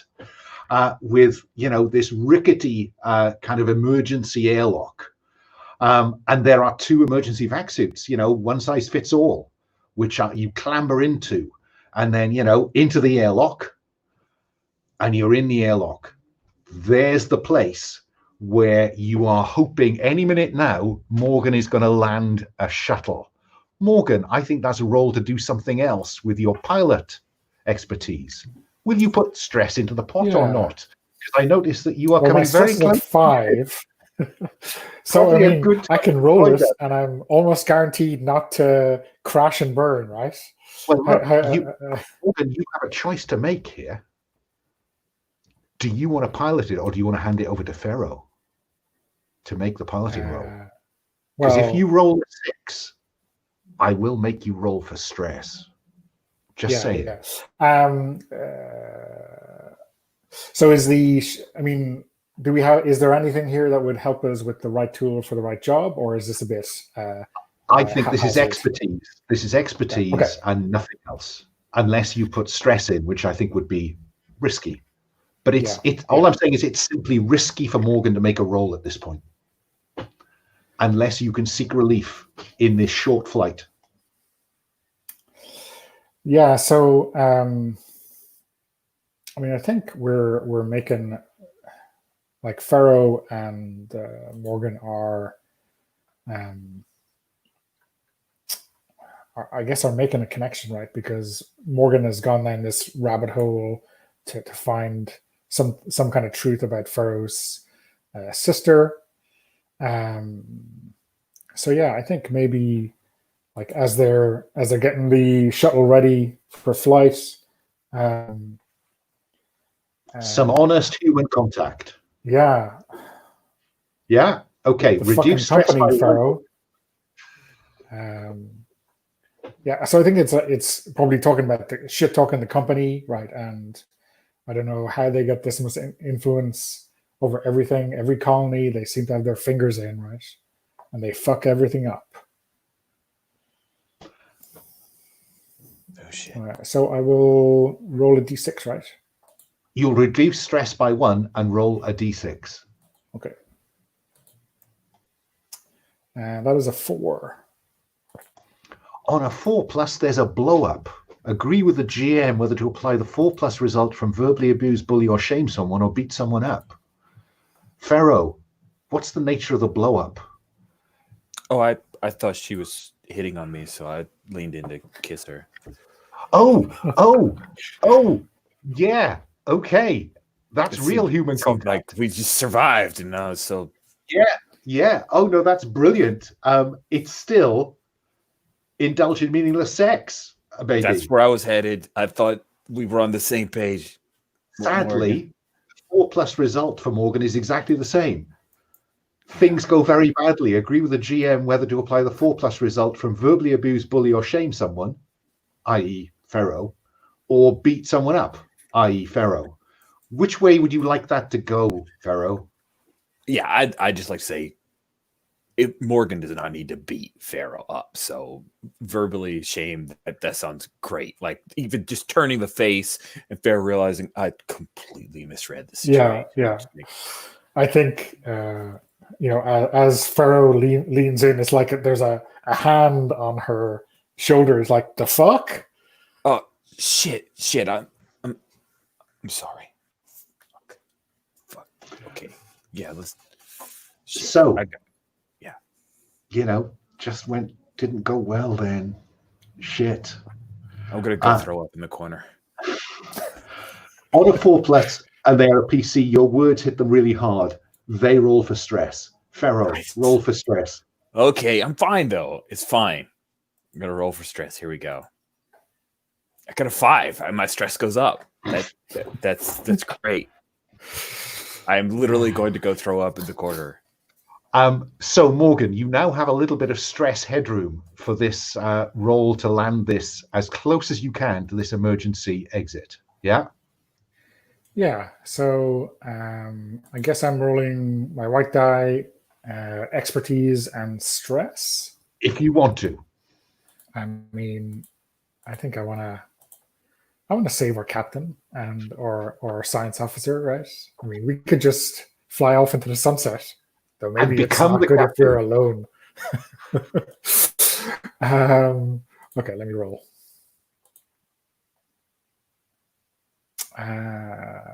Okay, yeah, so I got a 4, and my stress is equal to my highest result. So stress does not go up. No, stress does not. No, it has to be higher than. So. Oh, okay. So no, I'm not going to force that on you now. We're too close to the end.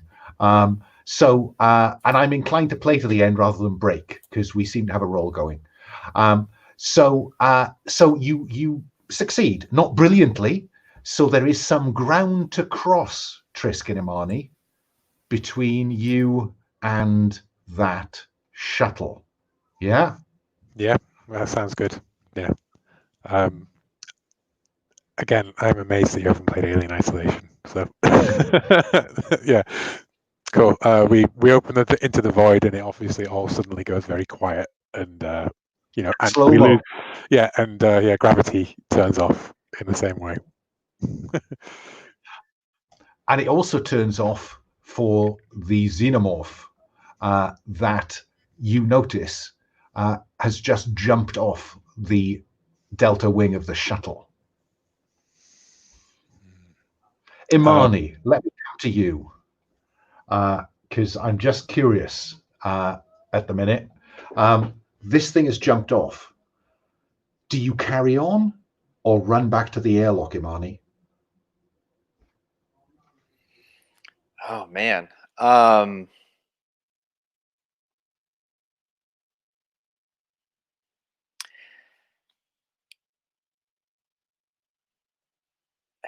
Yeah, I'm gonna say Imani turns back and runs back for the airlock.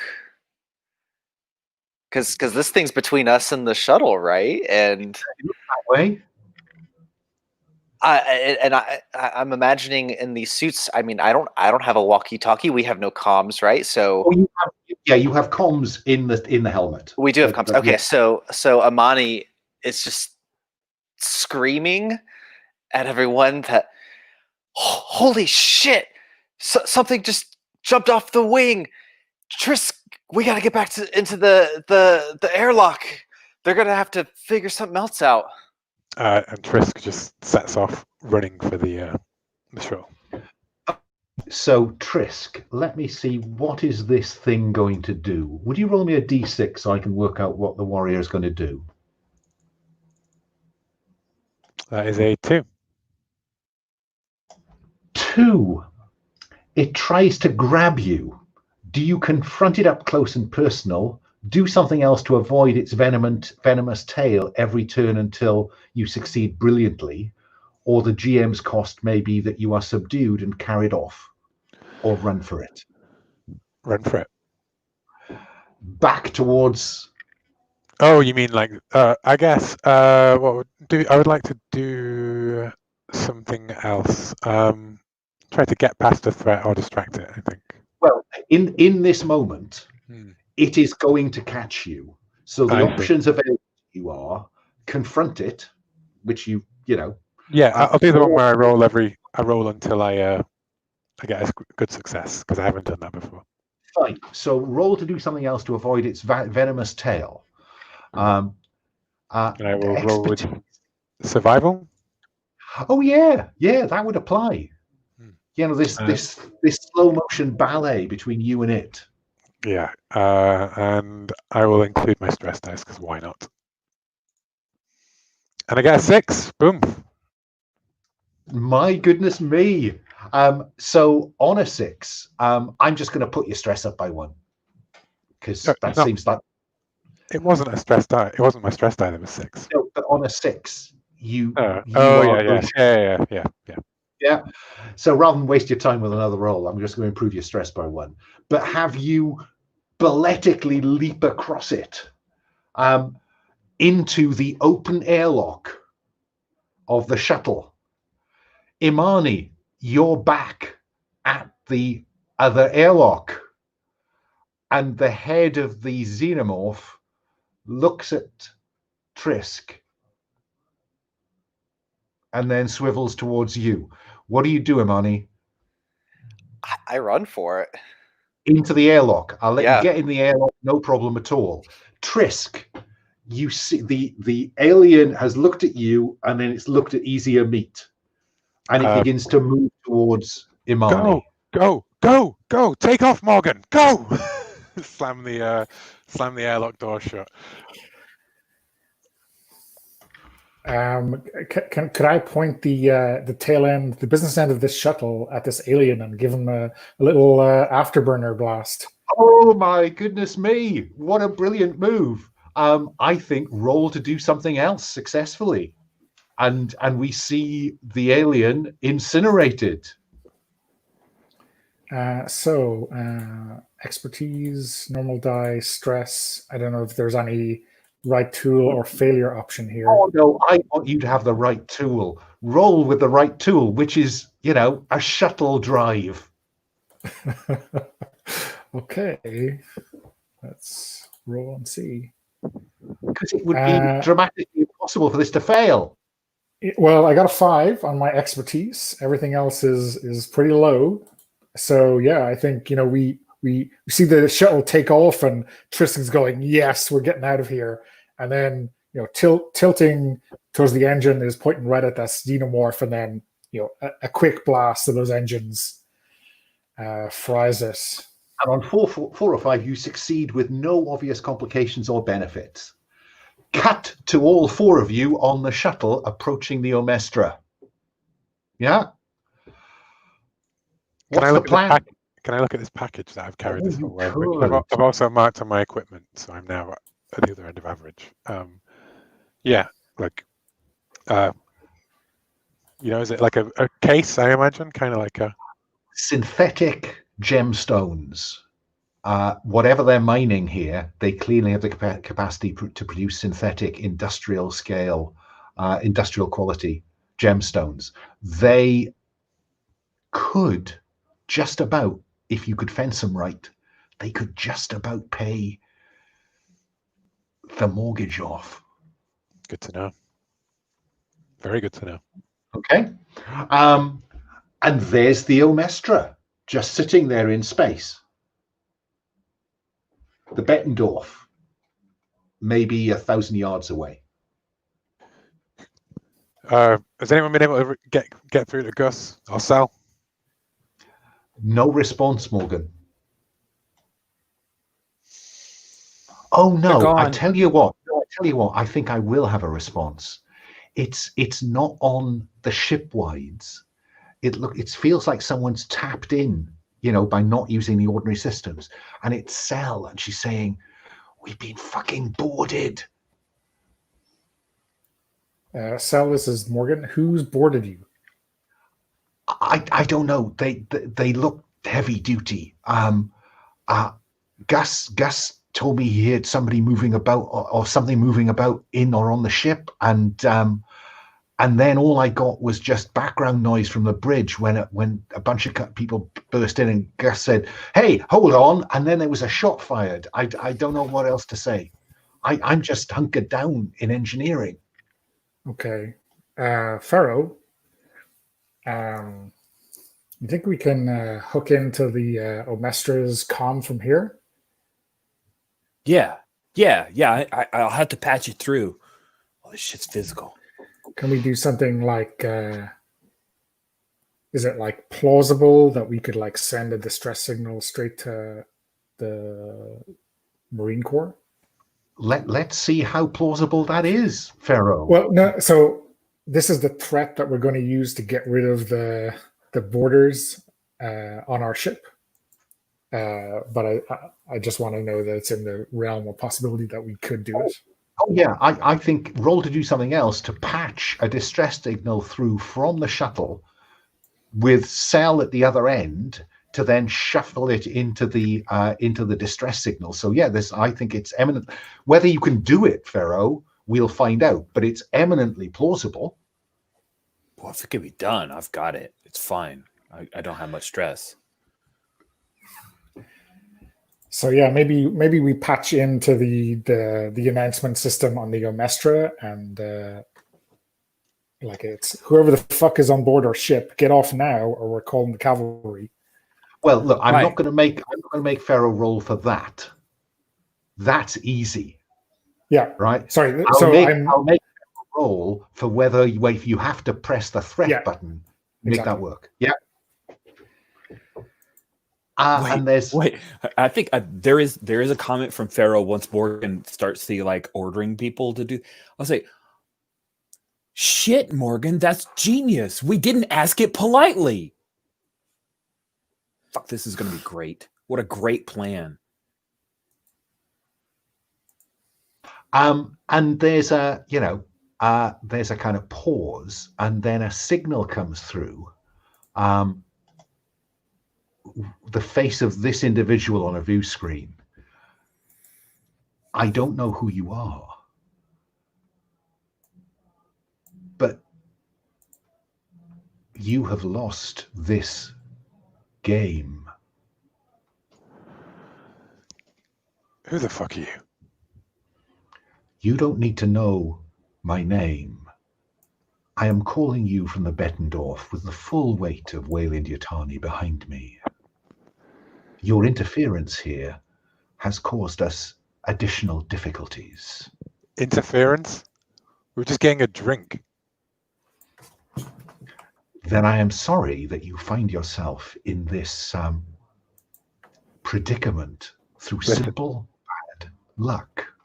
Listen, my crew and I just want to leave. That's it. We have impounded your ship until such time as we can be certain of your intentions. Finish our contract. We've got one of your execs on board right now, Tanya. Yes, he says ominously. Well, listen, buddy, we got to park this shuttle somewhere. So what's it going to be?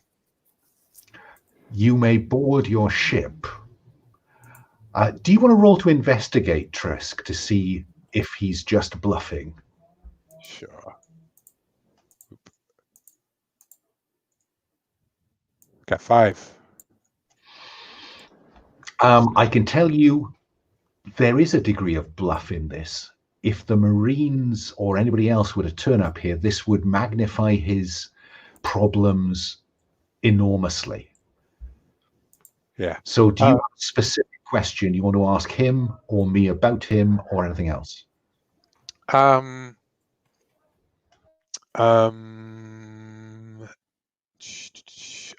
can't think of one because I feel like we're in a rock and a hard place, you know? Yeah. So, yeah, we'll board the ship, I think. Right, guys? So you're not going to risk the distress signal? Well, actually, no, I'll ask you the question. How long would it take the Marines to arrive? I think you can broadcast a general distress signal. It would take longer for the Marines to arrive than it would for someone specific, unless Ferro can really do well and target a message to the nearest Marine station using whatever backdoors and passwords she still has access to. I could pull that off. It's no problem. But you're talking about days, not hours. No, the nearest station is on the inner rock of this system, because that's dramatically much more interesting. So they could be here in hours. Nice. Cool. Okay, we make that work. Cut off the comms and just yeah, fine. cut off the comms, and then we'll have that whole kind of like, right, get that ready to go, you know? All on you, Ferro. Yeah. So, Trisk, what's the trigger to Ferro pressing the transmit button? I think the trigger is if when we get on the ship, if we can't, if they threat, basically if they if they attack or we get control of the ship, because if we can get control of the ship, I think we hit that comms to cover us kind of thing to get out of there. As soon as we're in a charge or we're under attack, basically. Yeah, I'm doing it. And I think maybe we can key it to the walkie, because I've got the walkie, like that can be the remote. Yeah, I see Ferro walking onto the ship with the rest of you with that walkie-talkie just behind her back, ready to press transmit. Yeah? Roll the dice, Ferro. Okay. Do we feel that I have an expertise in this? Yes. And I'll roll stress. It's fine. Okay, here we go. Do I have the right tool? Let me see. Could I have the right tool for this thing? You mean that portable diagnostic device that you've been toting around? Which I now click on. Yes, I have that. So I have the right tool. Here we go. Yeah. So I'm actually rolling 4d6. This is guaranteed for success. As Lowell has said to me every time I failed a roll, this couldn't possibly go wrong. Awesome. I've rolled 5 on expertise, a 2 on the right tool, a 1 on the white die, and a 6 on the stress. Brilliant. So this goes brilliantly. And the transmission is broadcast. And then the Bettendorf jams it. But the fact that you managed to do that, I think, will give you back your ship. Yeah. So what you've done is to demonstrate to the corps that you could make this happen.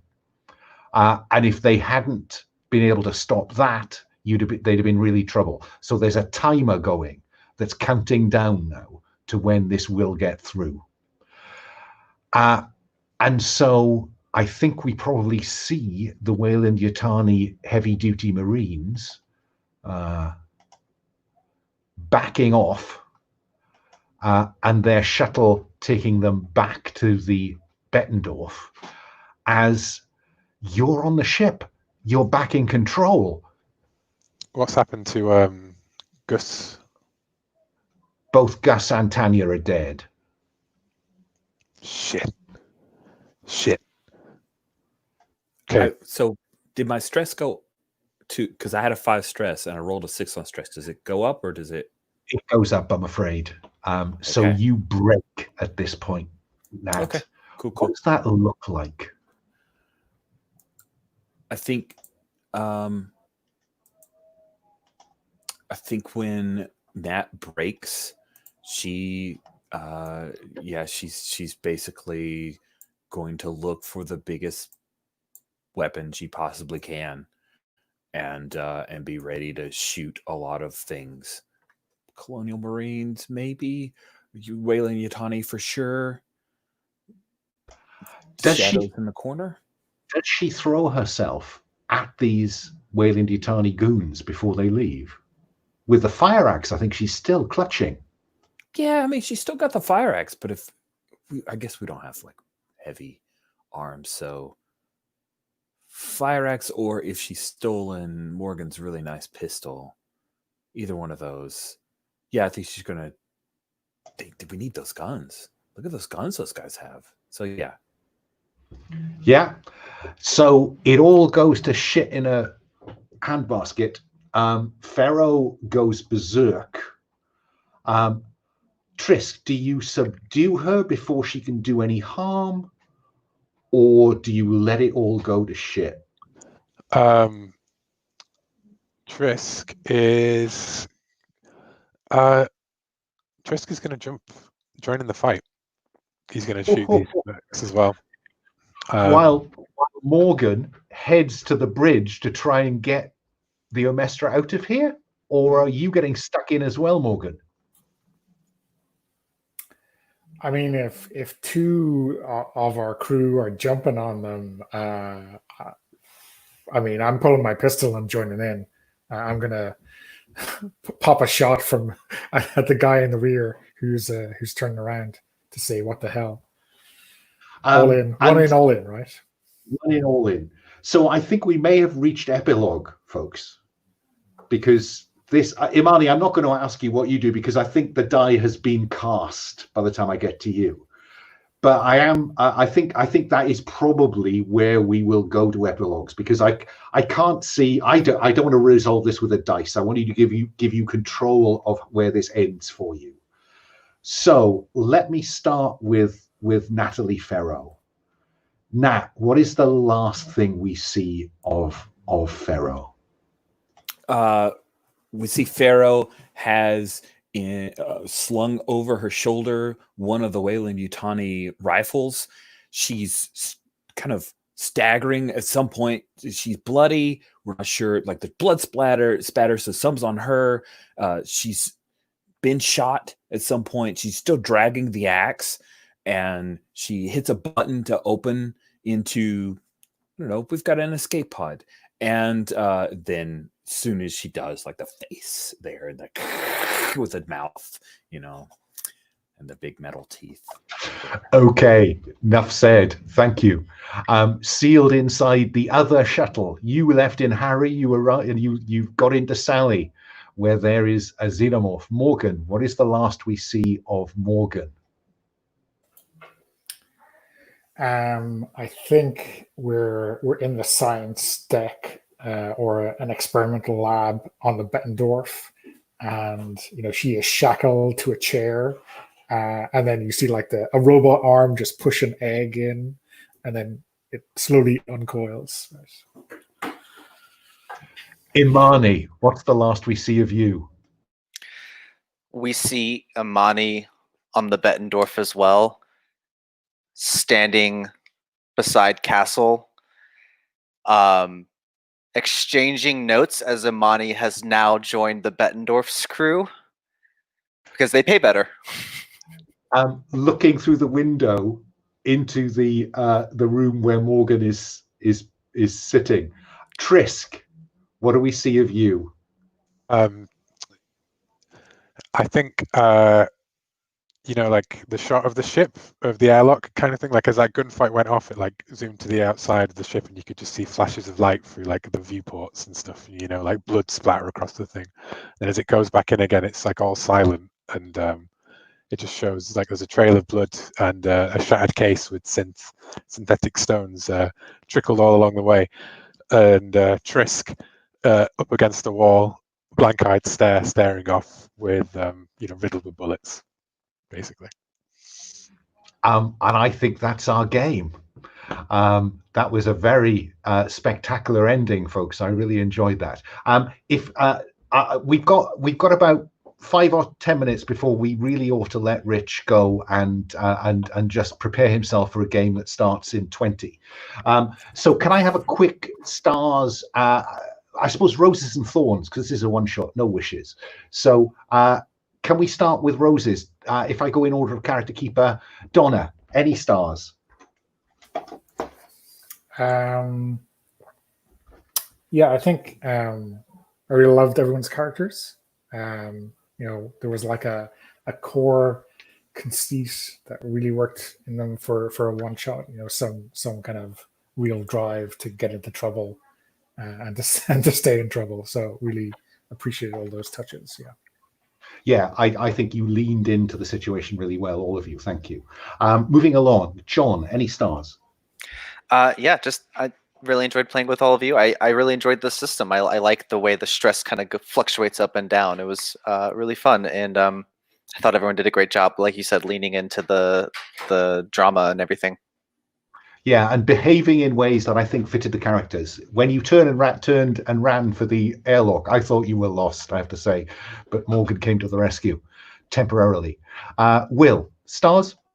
Yeah, likewise. I really liked Imani killing that girl. That was great. Yeah, all great. And Rich, I will revert. Any roses? Yes. So I feel like the character types were really interesting. We had Morgan, who was really competent and shouldn't be here. She was obviously like our protagonist. We had Trisk, who was just the schmarmiest, not great person, but then had that moment of pure humanity with the girl that he helped save.